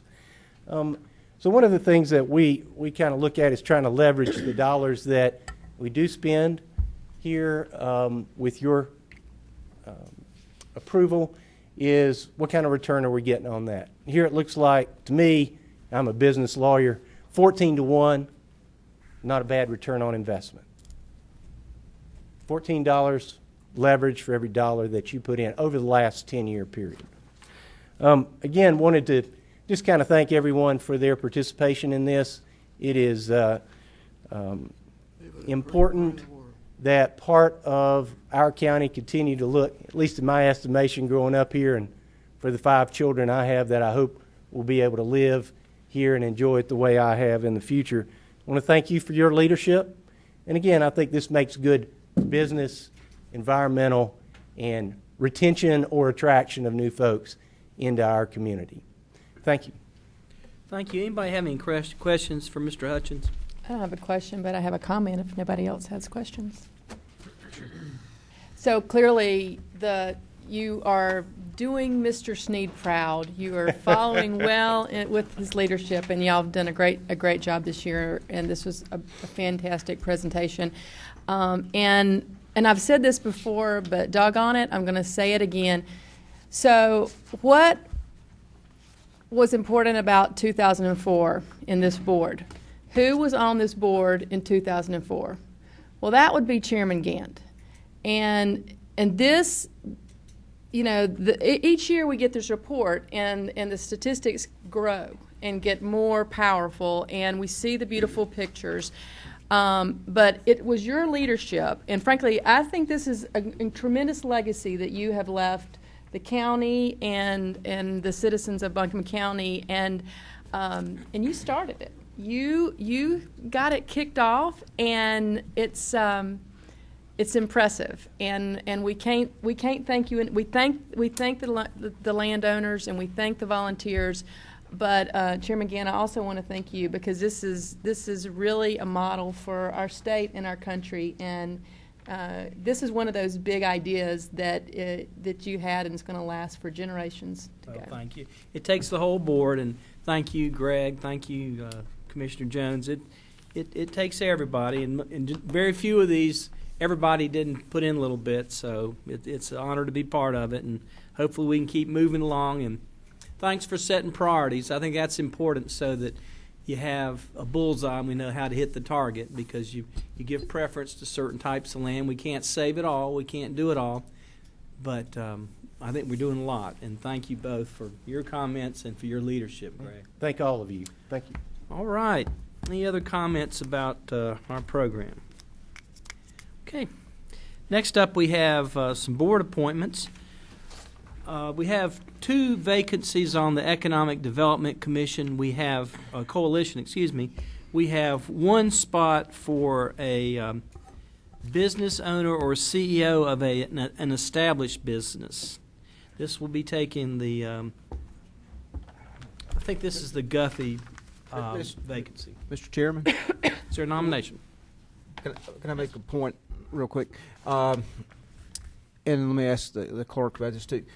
So that we don't get, sometimes we get turned around on these appointments. Can we just vote for the 2 that we want to vote for, and then we put them in the proper slots later? No, we can't do that. Let's vote. That's the way to do it. Yeah, I think it'll just. Okay, we want to make sure then that we don't. He's got one qualifies for 1 slot and 1 qualifies Yes. for another. So I don't want to do something that we come back later and find that we don't have them in the right slots. So we're not Okay. nominating anyone, we're just saying who that we're. Yeah, what I intend to do is, for this spot, I'll just poll not the jury, the commission, and then for the other spot, there are 2 spots. Let me go it this way. And then we'll. He's got a plan. There are 2 spots. One of them is for a business owner or CEO of an established business. The other spot is for a member recommended by the Asheville Chamber of Commerce and appointed by us. There's been one. I'll just do that one first. There's been 1 recommendation from the chamber. Is there a nomination? We've interviewed the people earlier tonight. Are we going to go down the line? Yeah, let's just go down the line. Okay. Hang on a minute. I'm sorry. Apologize. Did you just say that we were doing the CEO and business? No, we're going to do the CEO right now. We're going to do the chamber. Okay, got the it. chamber recommendation. The only chamber recommendation okay. was Mr. John Stainer. Yes. All right, we'll start with Ms. Vice Chair. I support John Stanier. John Stainer. John Stainer. John Stainer. John Stainer. John Stainer. All right, next we have a position. This is a business owner or CEO of an established business. Matthew Burrell. Matthew Burrell. Matthew Burrell. Matthew Burrell. Matthew Brow. Matthew Burrell. Okay, those 2 individuals are appointed. Thank you. Next, we have a Smart Start position, and I'd like to nominate Commissioner Jones. I would too. All right, go down. Let's go down. We'll start this for all of them. Go ahead. Holly Jones. Holly Jones. Jones. Jones. Jones. Jones. All right, next we have on the Board of Equalization and Review, we have 4 reappointments and 1 vacancy. Mr. Krasenik is the only non-reappointment. So I'll go ahead. Since these are reappointments, we'll do 4. We'll start over here. The top 4 are reappointments. Mr. Krasenik is a vacancy, and I'll ask to vote for him later. So this is the reappointment. So 4, you get 4 votes. Okay.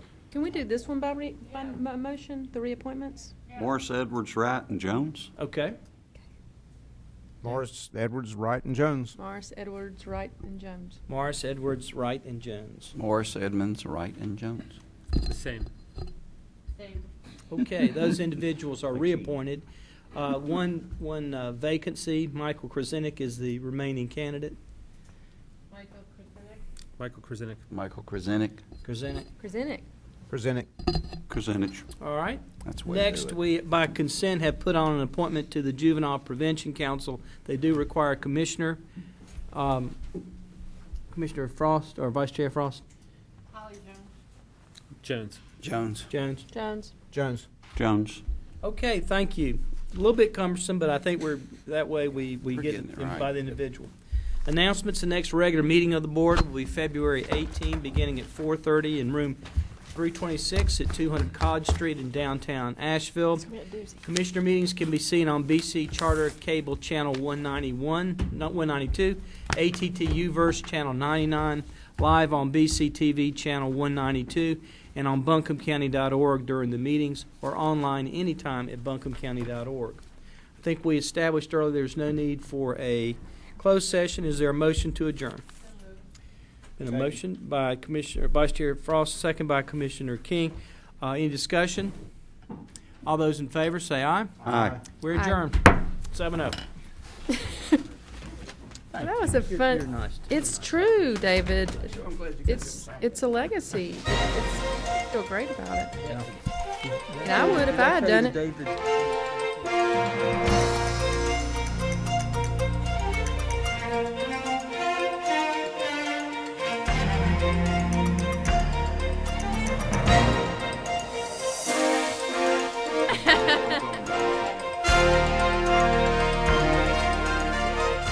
Good luck. I'll try to make a report. Okay, very good. Thanks. Yeah, you'll.